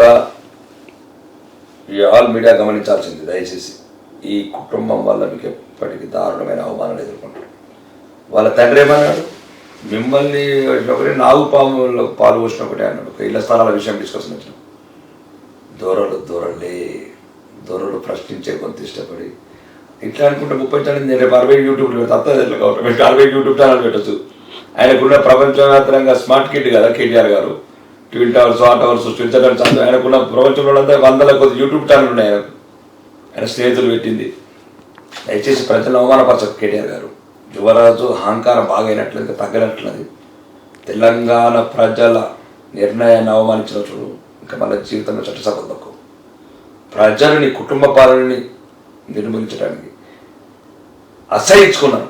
మీ కుటుంబ పరిపాలనని, మీ అవినీతి పరిపాలనని, మీ అక్రమ పరిపాలనని, అరాచకాలని, 10 ఏళ్ళు మీరు చేసిన వ్యవస్థని వాళ్ళు మొత్తం కూకటి వెళ్తూ చేశారు. అట్లాంటి మాటలు మాట్లాడకు యూట్యూబ్ ఛానల్లో 6 నెలలని మళ్ళీ అధికారంలోకి వచ్చాం, కాంగ్రెస్ పార్టీ ఉండదు, మాకు ఎంత 3-4% మా వైపు ఉన్నారు ప్రజలంతా అని చెప్పేసి కడియం శ్రీహరి చేసిన వ్యాఖ్యలు ఏదైతే చూసా ఇంకా చాలా వాళ్ళ నాన్న చేసిన అక్రమాలు 61 సీట్లు అన్ని అక్రమాలు చేశారు కదా కుటుంబము, అలా బావ అలా చెల్లె వీళ్ళంతా చేశారు కదా, అందరి కొనుడు అంతా మొత్తం మీ లెక్క అనుకుంటారు మీ కుటుంబం లెక్క మొత్తం తయారయ్యారు మీరు. దయచేసి దుకాణం బంద్ చేయరా, టీఆర్ఎస్ భవన్ కూడా గేట్ ఎప్పుడు బంద్ చేస్తారు, టూరెంట్ బోర్డు పెట్టుకోండి ఒక 6 నెలల తర్వాత అయిపోతుంటారు. 100% రాసి పెట్టుకోవాలి.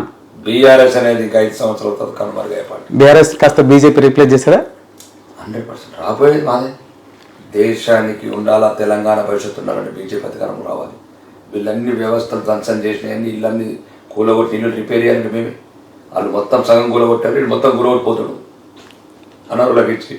కాబట్టి దాన్ని మళ్ళీ రావాలా, సరిదిద్దాలా, మళ్ళీ దానికి స్ట్రాంగ్ చేయాలా, స్ట్రెంథనింగ్ చేయాలా, దాన్ని ఒక నీతివంతమైన ధర్మ పరిపాలన, పేద ప్రజల పరిపాలన రావాలంటే భారతీయ జనతా పార్టీ రావాల్సింది. భారతీయ జనతా పార్టీ గురించి అయితే మాట్లాడలేదు కానీ నేను 8 నెలల కిందట మీతో ఇలా దాదాపు చాలా సమయమే కూర్చోవడం జరిగింది. చాలా సంతోషం, మళ్ళీ కొంత సమయం ఇచ్చారు. ఆ రోజే చెప్పాను, మీరు నిష్కల్మషమైనటువంటి మనిషి, ధనం ఉంది, ఇప్పుడు గుణంతో ఏదైనా చేయాలనుకుంటా ఉన్నారు, అవకాశం ఇచ్చారు ఆర్మూర్ ప్రజలకి. ముందుగా కృతజ్ఞతలు చెప్తా ఉన్నా. ఒక మంచి వ్యక్తిని నాయకునిగా మీరు ఎన్నుకున్నారు, నిర్ణయించారు. వారు మీ నియోజకవర్గానికి సంబంధించిన పనులే కాదు, రాష్ట్ర స్థాయి పనులకు కూడా దోహదపడతారు, సహాయపడతారు, చాలామంది స్ఫూర్తి అవుతారు. దీన్ని నేను 8 నెలల కిందటనే భావించా. మీరు 3 నెలల్లో మీకు దగ్గరైనటువంటి, గతంలో అక్కడ మీకు చాలా సర్వీస్ చేశాడు, కానీ మీ మధ్యలో వచ్చినటువంటి 100 రోజులనే అన్న ఆదరించి గెలిపించారు కదా. మీ నియోజకవర్గానికి మాత్రమే స్ఫూర్తిగాడు తాను, రాష్ట్రానికి సౌత్ మొత్తం కాకుండా ప్రపంచ దేశాలలో కూడా మీకు గలం వెళ్తాను. చాలామంది స్ఫూర్తి జీవితం, మీ నాయకుడిగా తీసుకునే నిర్ణయాలు ఇంకా మరింతగా సమాజ హితమై ఉండాలని చెప్పేసి ఆశిస్తున్నాను. నమస్కారం. ధన్యవాదాలు.